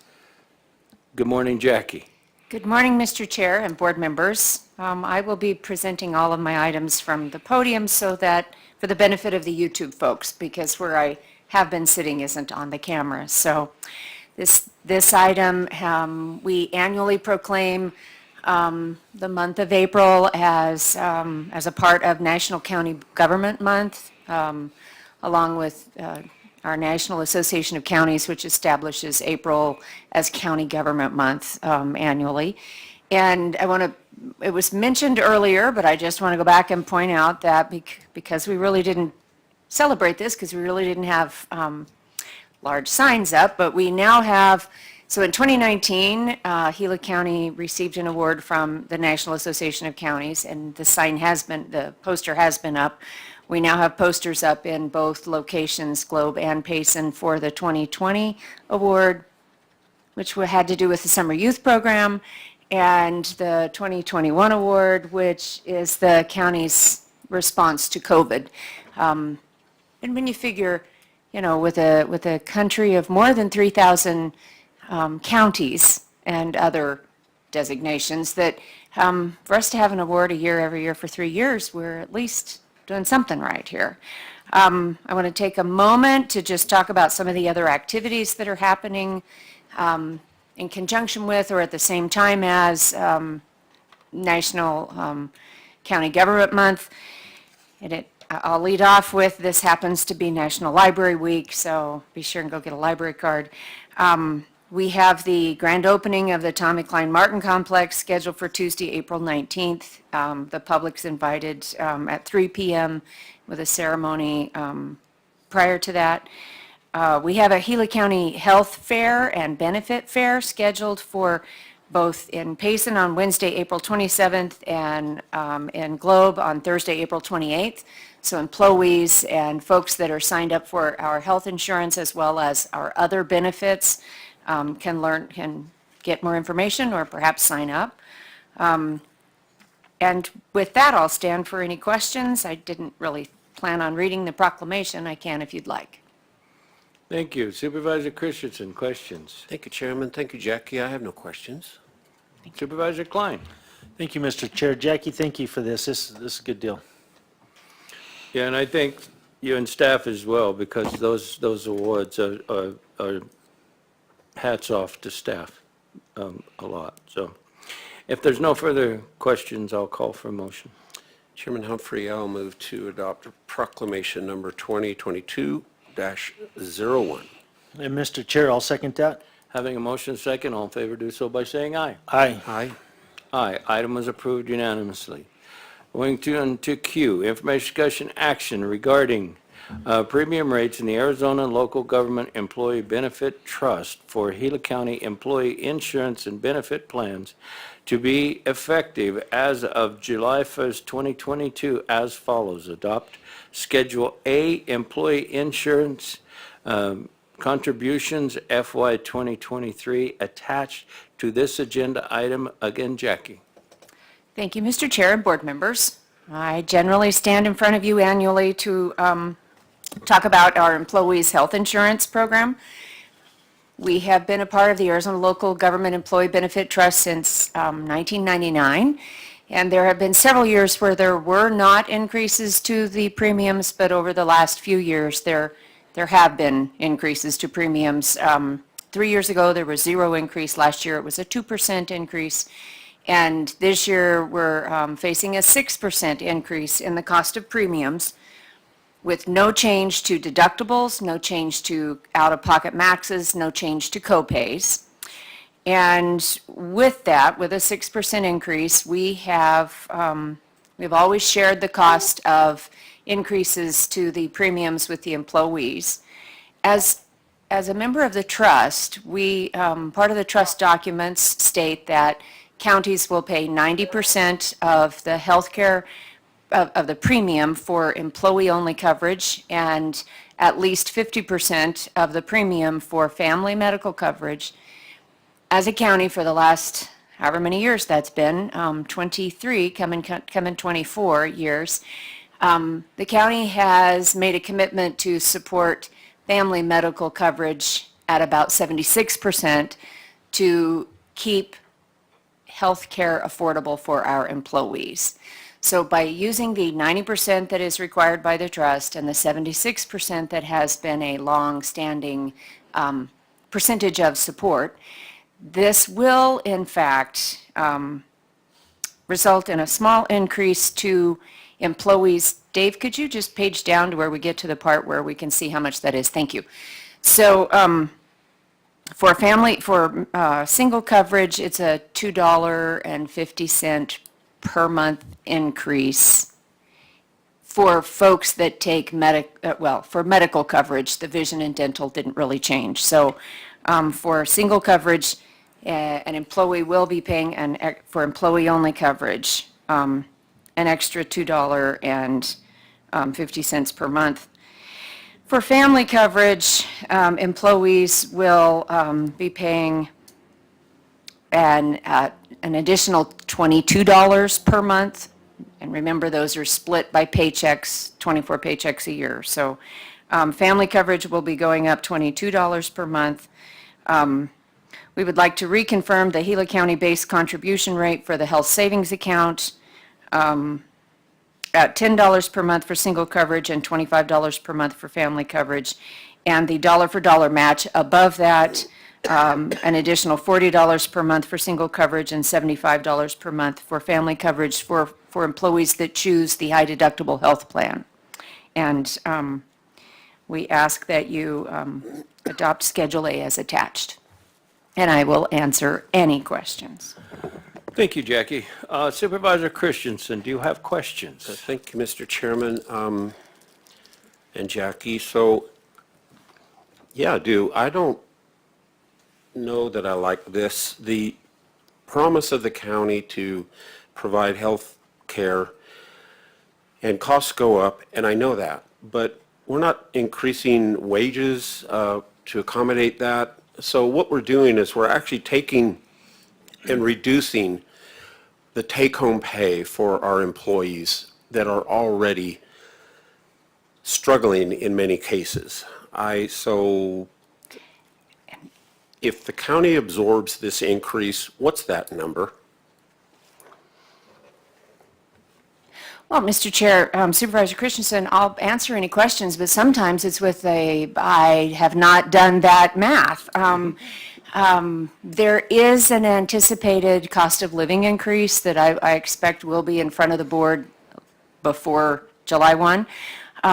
Having said that, I don't have that dollar amount. I don't have that dollar amount. As a board, you could, instead of adopting Schedule A, you could, I don't know the dollar amount difference that would make. I'm just giving you what it would go up if we follow the pattern that we've used for a number of years. So to your statement, we haven't brought forward increases for the cost of living yet. This one has to happen now so that it can be put in the portal in time for open enrollment. I expect there to be cost of living increases for employees that will more than cover this amount, which is for family coverage, which is the one that's going up the most, right? $22 a month for 12 months. So I do expect there to be recommendations for increases for all employees. That's one. And if you were to change the motion, it would be to keep the rates the same as last year. And that would be the other option. And I have a little hard time tabling this because we need to have these dollar amounts ready for open enrollment, which starts on the 1st of May. Okay. Any further questions, Supervisor Christensen? Thank you. We take it away, and then we say we're going to give it back. So, I don't know. I'm struggling with this one, Jackie. That's all I have. Okay, Supervisor Klein. So Steve, I hear what you're saying on this, and it is tough.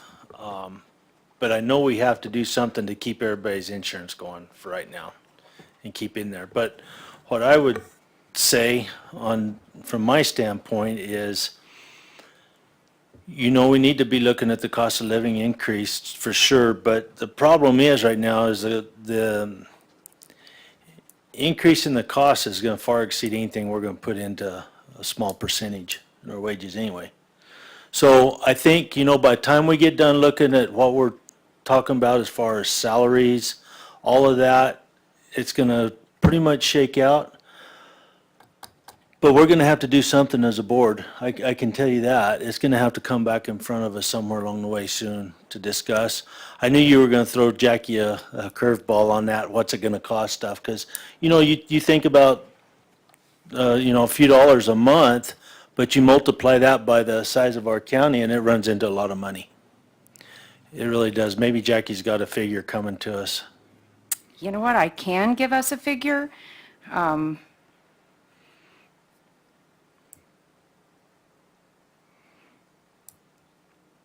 So remember 63,360.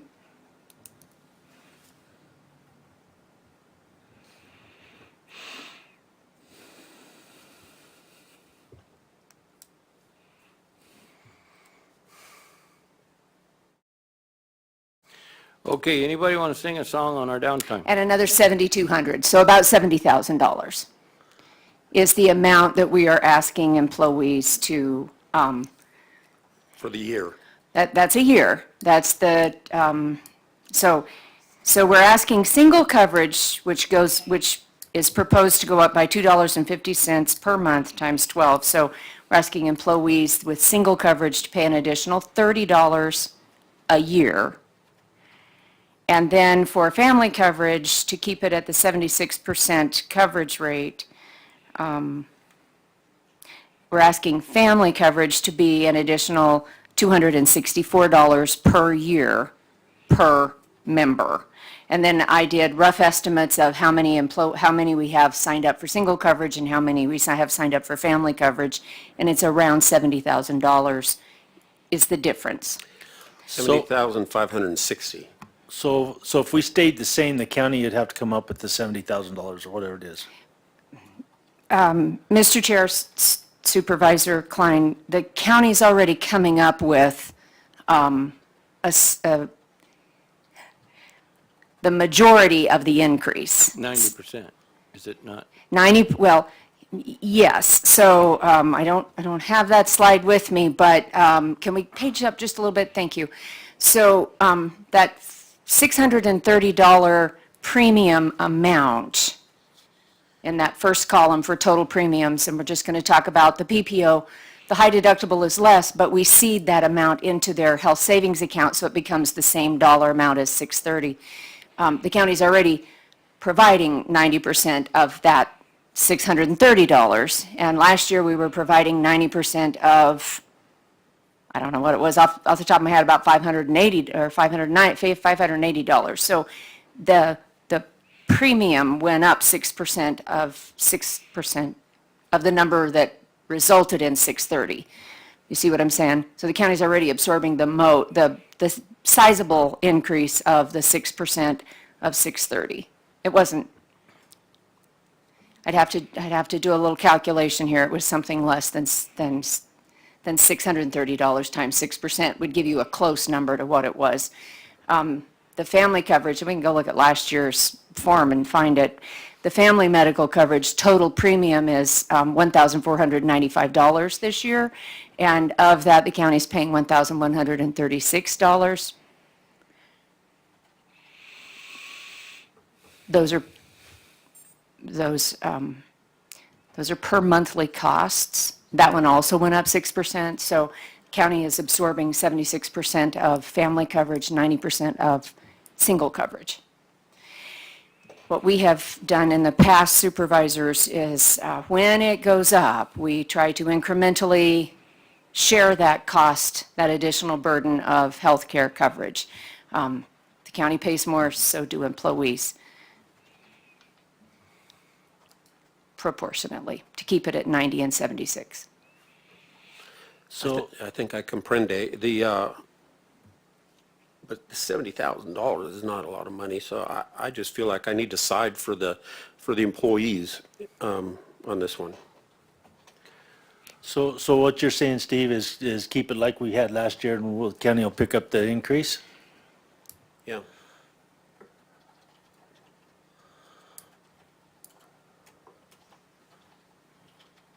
That's what I'm saying. How does that fit in with our budget, ladies?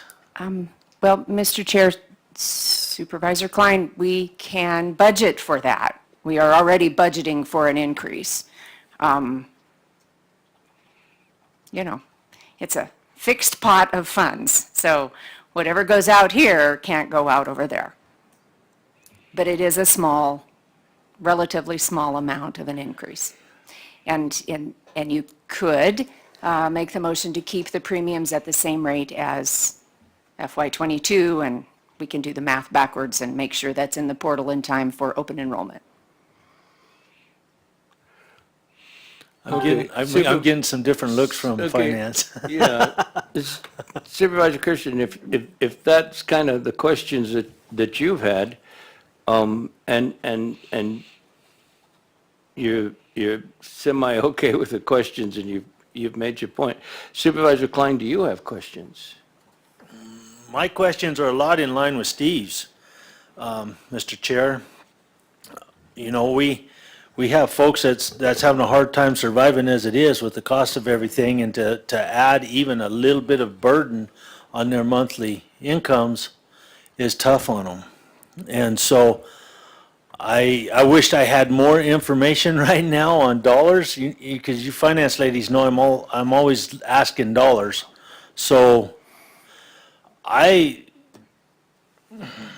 a lot of ways, with the way things are, I wouldn't mind us just holding pat with last year's deal and go with it like it was last year. That's just where I'm at. Okay, and my 2 cents worth is we have not got into this is something that needs to be done through a motion today to keep our insurance rolling and going. Yes.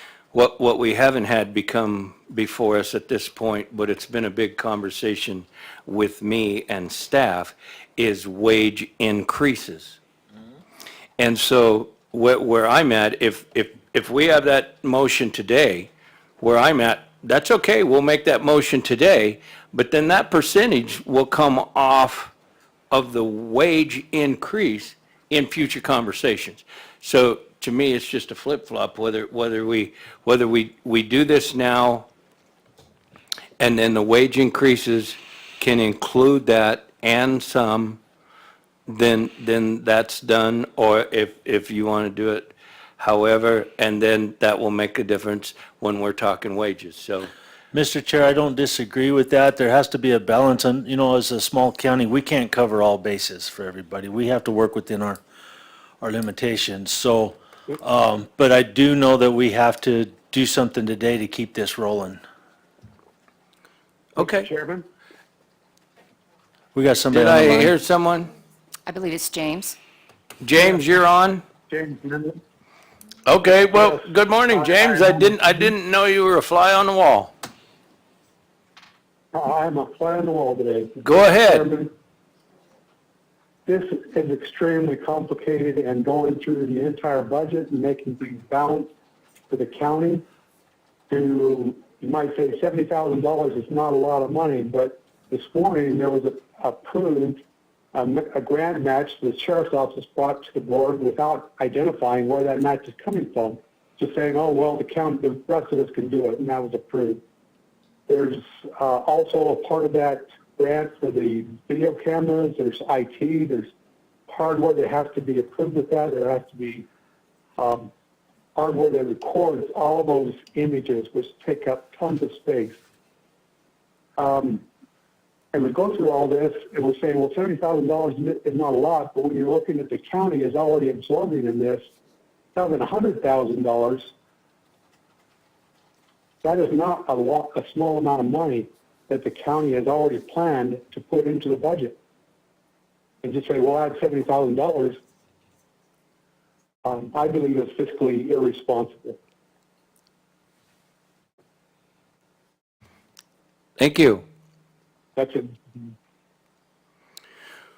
Okay, I'm going to call for a motion here in a minute, so if you have some more comments or questions, I guess let's do it, because we've still got a lot of agenda. We do. It's a long agenda today. Mr. Chair, I understand, I understand what... Okay, hold on. Was James trying to chime back in, or was I hearing things? Yeah, one other thing, we've been looking diligently, especially the last week, at a pay package that will cost the county anywhere from $1.4 million to $2 million. And when you start taking away, as Jackie has said, chipping away at what we're doing for employees and pay raises, then it's going to impact can pay employees. There is a give and take. Yeah, thank you, I do James. believe That was kind of the point that I was trying to make. It's insurance or wages, because it's all the same pot, and it's all going to happen somehow. It just matters whether it's in a pay increase or insurance, and paying their insurance now is going to cost them a wage increase later, just because that's the way the budget's going to work. And so, okay, so I guess, is there any further questions before I call for a motion of some sort? Mr. Chair, the only thing I would say as a board, if we elect to go with this, on this deal here, I would say that we do not mess around with the wage part of it. That is brought back to the board here real soon to start working on those wages and try and correct it or do something there. We can't keep hammering our people, I guess is what I'm saying. I understand the balance, I understand the give and take, but we don't have the luxury of sitting on our hands for the next 6 months to work this out either. We need to jump in there and work on this wage deal if that's the way we're gonna go with it. That's my 2 cents. Yeah, that's like 4 months away, June or July, something like that. And Mr. Chair, supervisors, that will come back before, because it has to also be in that same budget Right. that has other pressures coming from the state legislature. There's a lot of pressures affecting the pot, so it has to come back to very quickly. Right, so, I mean, if we went with the motion the way it was, with the supervisors making a point when it comes to budget and wage increases, that they work with staff to be sure that this is covered plus some. So anyway, either way, you guys would care to make a motion, I'll entertain. I'll do that, but Mr. Chair, when it does come back up, I would suggest we do it in work sessions where we can absolutely sit down and talk about that. Is that all right plan, Jackie? Mr. Chair, Supervisor Klein, there are plans in place with some variations, as Mr. Minlove spoke, that have different costs with them. All of those potential plans that we're finalizing and investigating now would way more than cover what these increases are. Okay. So that this has been considered as staff's trying to pull together some numbers to bring to the board for plans for increases for next year. And I totally appreciate that, Jackie. I just want to make sure it gets up in front of us and we get dealt with, Very quickly. for our employees' sake. Mr. Chair, I'm ready with the motion if you are. Why, thank you. Mr. Chair, Yes. dealt with quickly, but we're talking about for next fiscal, which starts July 1. Absolutely, but I've seen things go on for a while too, so, yeah. All right, Mr. Chair, I'll make the motion to adopt Schedule A, employee insurance contributions for the fiscal year 2023 as presented. I'll second it. If you will not, will you second it? No, sir, I won't. Oh, wait. We have a, Thank you, Chairman. If you can please ask for the record for those opposed.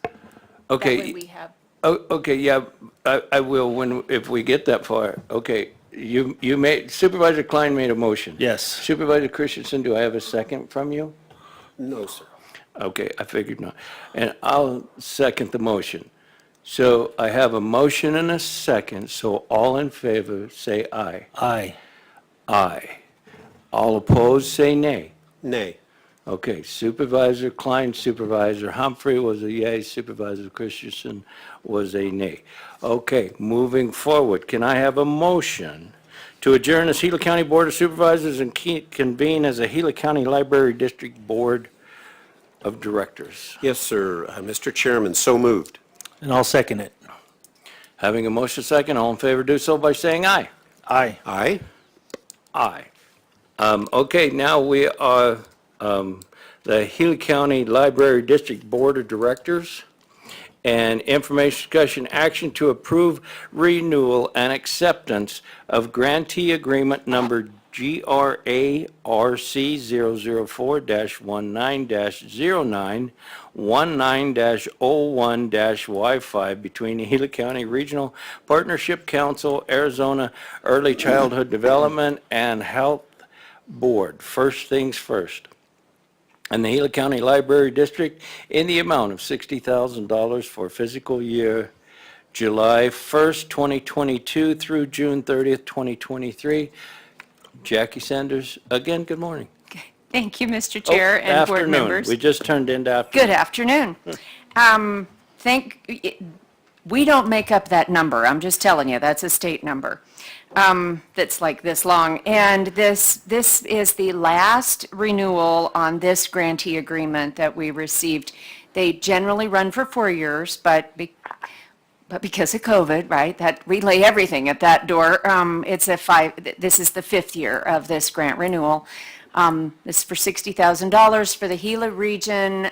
First things first, to provide early outreach parenting information, and if parents will listen to us for 2 to 10 minutes about the importance of reading to kids and then exposing them to language, we can sign their kiddos up for the free book every month.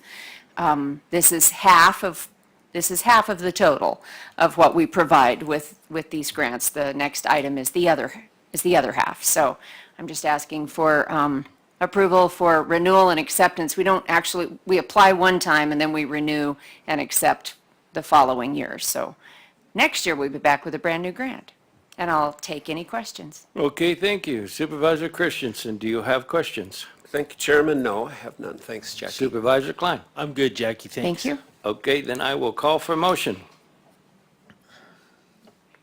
Mr. Chair, I'll make the motion to approve renewal and acceptance of grantee agreement number GRARC004-19091001Y5. I will second that. Having a motion and a second, all in favor do so by saying aye. Aye. Aye.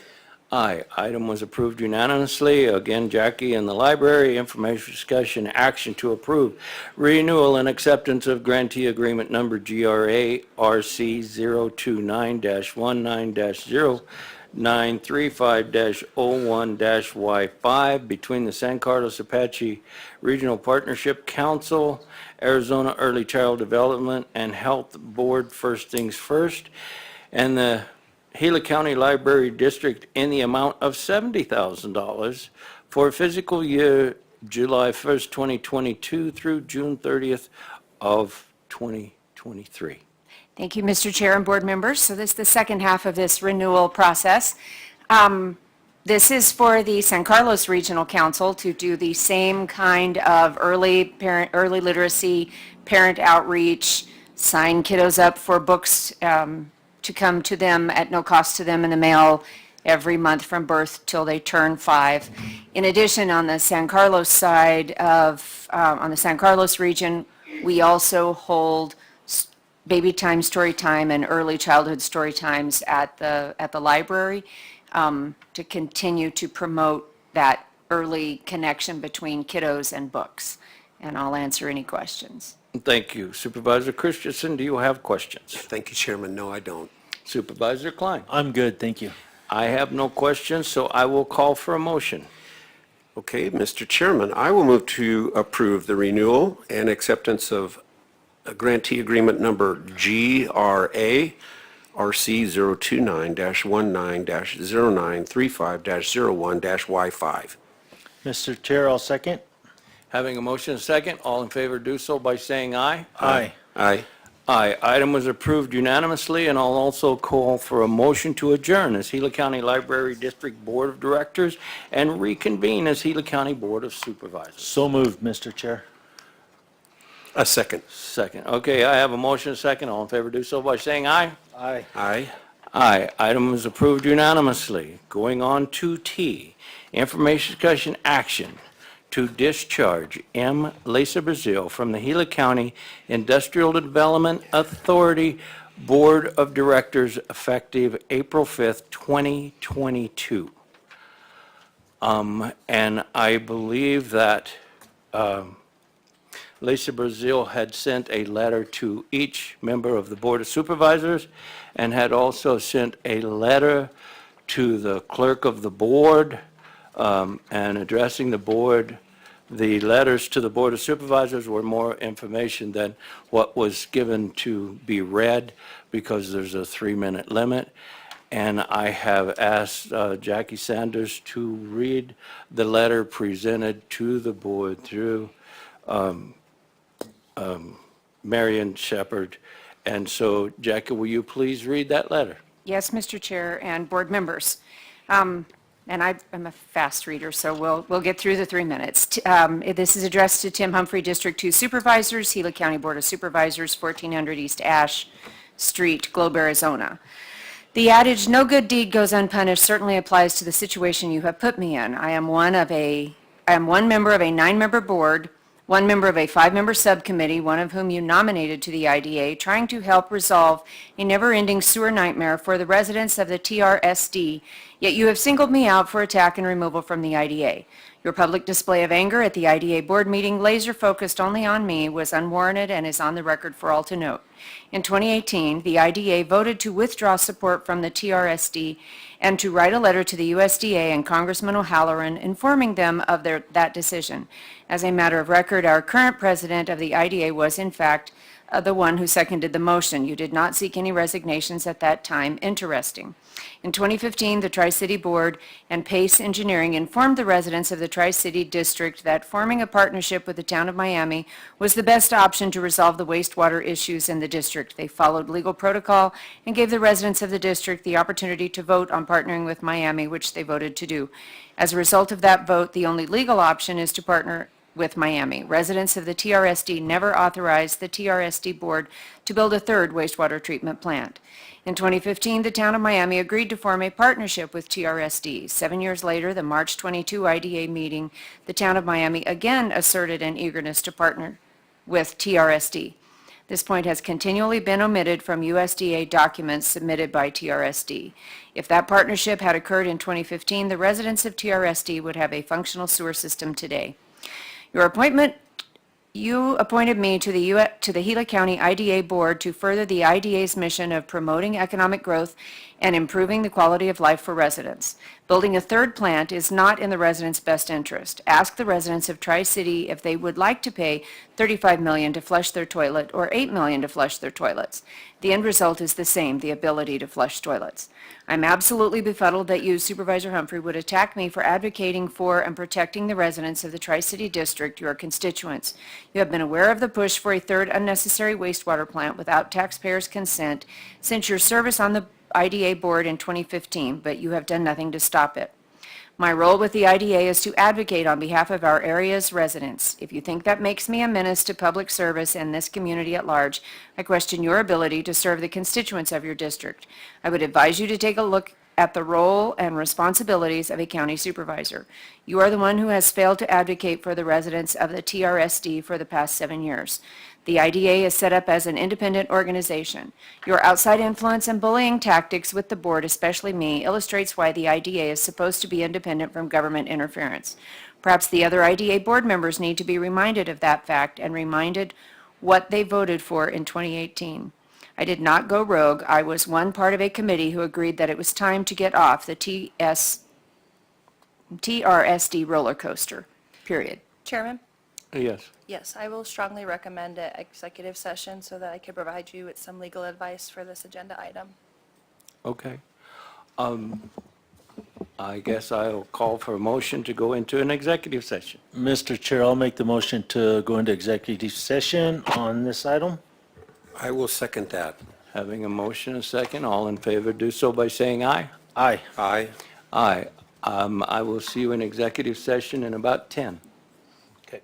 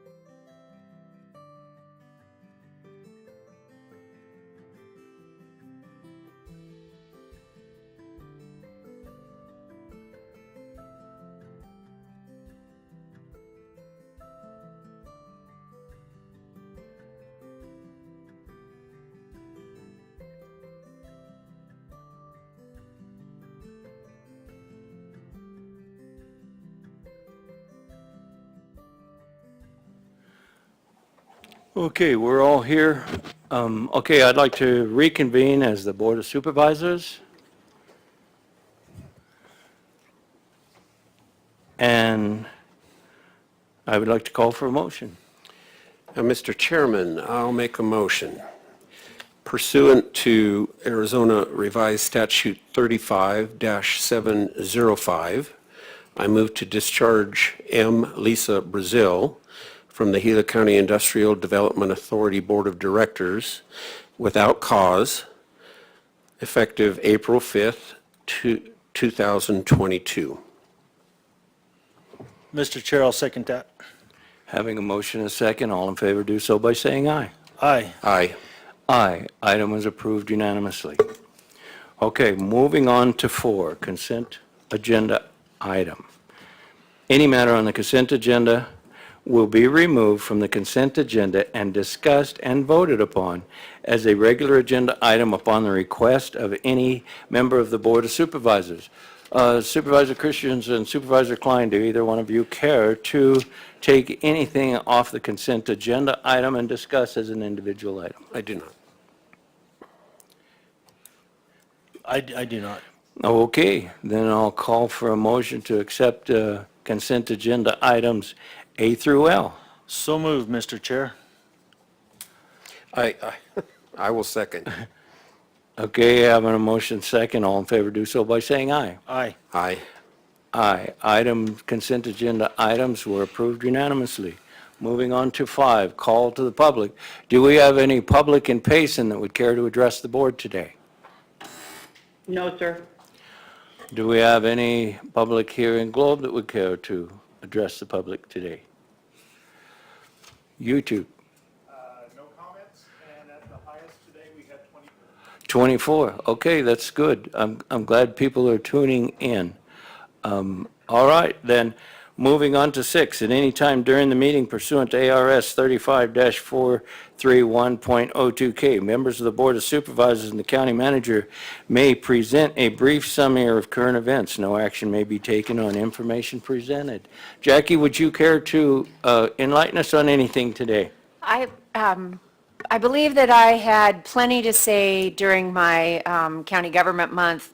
I want to just add that there is the San Carlos Apache Tribe is having their Poppy Festival this weekend, and it includes a 5K run and a fun walk. The flyers are up if anyone has questions. It would be an approved added activity in our wellness program. So with that, that's all I have further.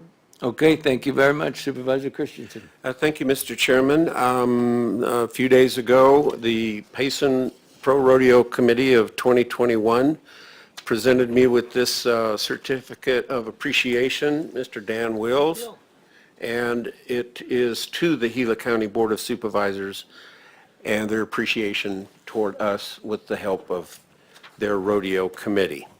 And so that's really nice. Appreciated that. Attended a meeting. Woody might have been there as far as a Zoom presence, but Pine Strawberry Water Improvement District recently had a board meeting. It was very well attended, a lot of people there.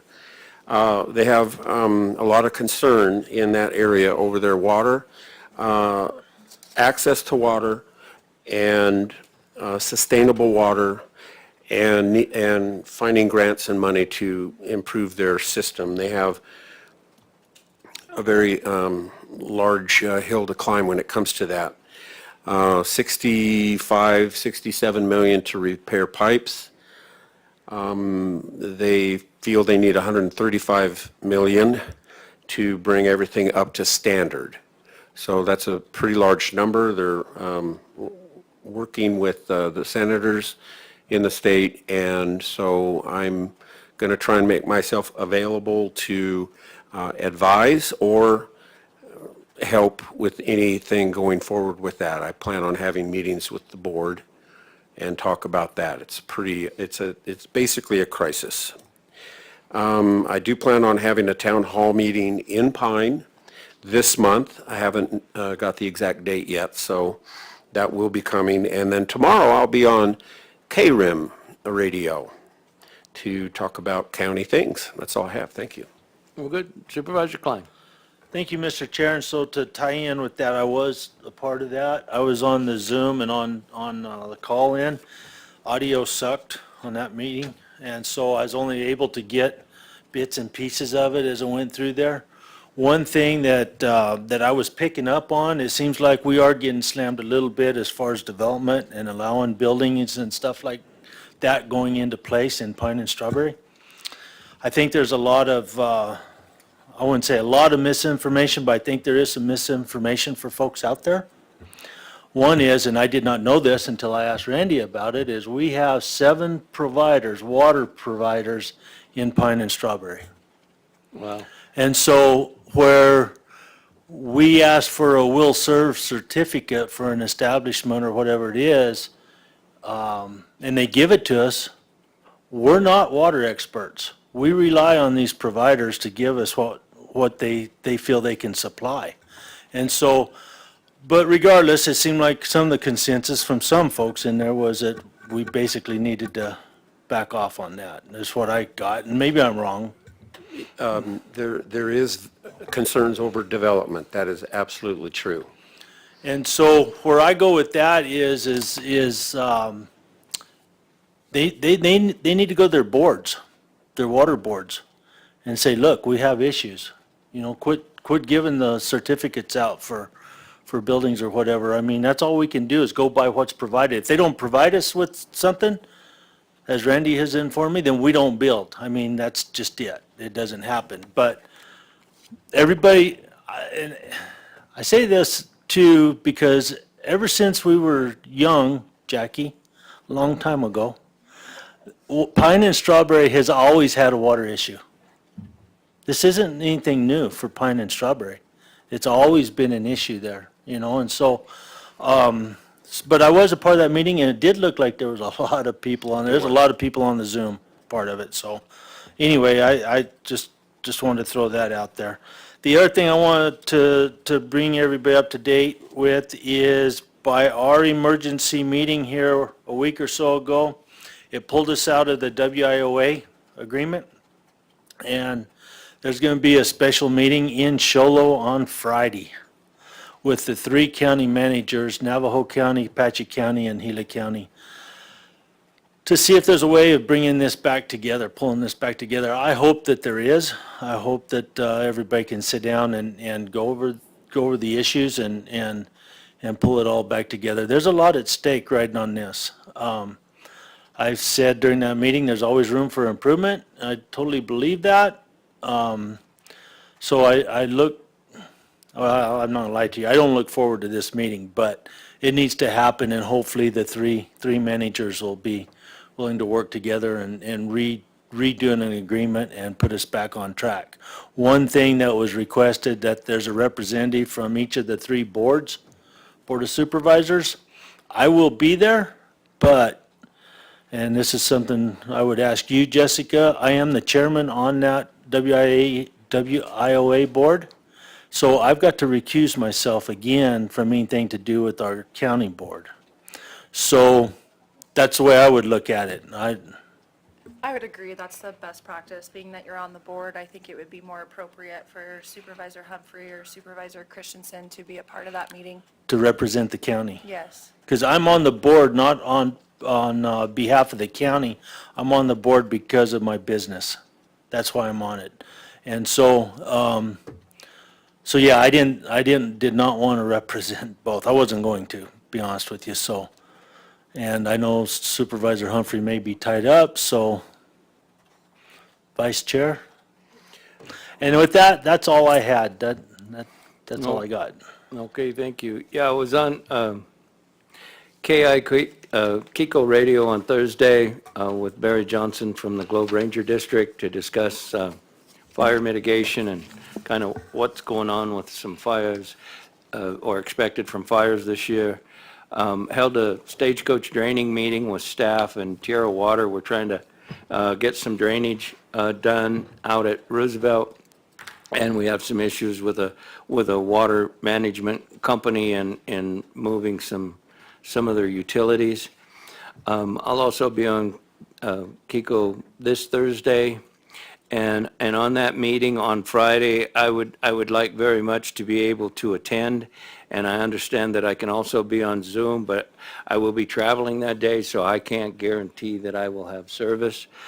So I probably won't try because it would be better to be represented solid rather than piecemeal. So Supervisor Christensen, I would recommend that maybe you kind of brush up on some of that to help represent the county. Because like I said, I would love to attend. I was on the board at one time. It's just I'll be in travel. And so if that didn't spark anything from anyone, then I will adjourn today's meeting. YouTube, thank you all for being present today to understand more of what we're doing. And thank you, staff, and everybody. Have a great day.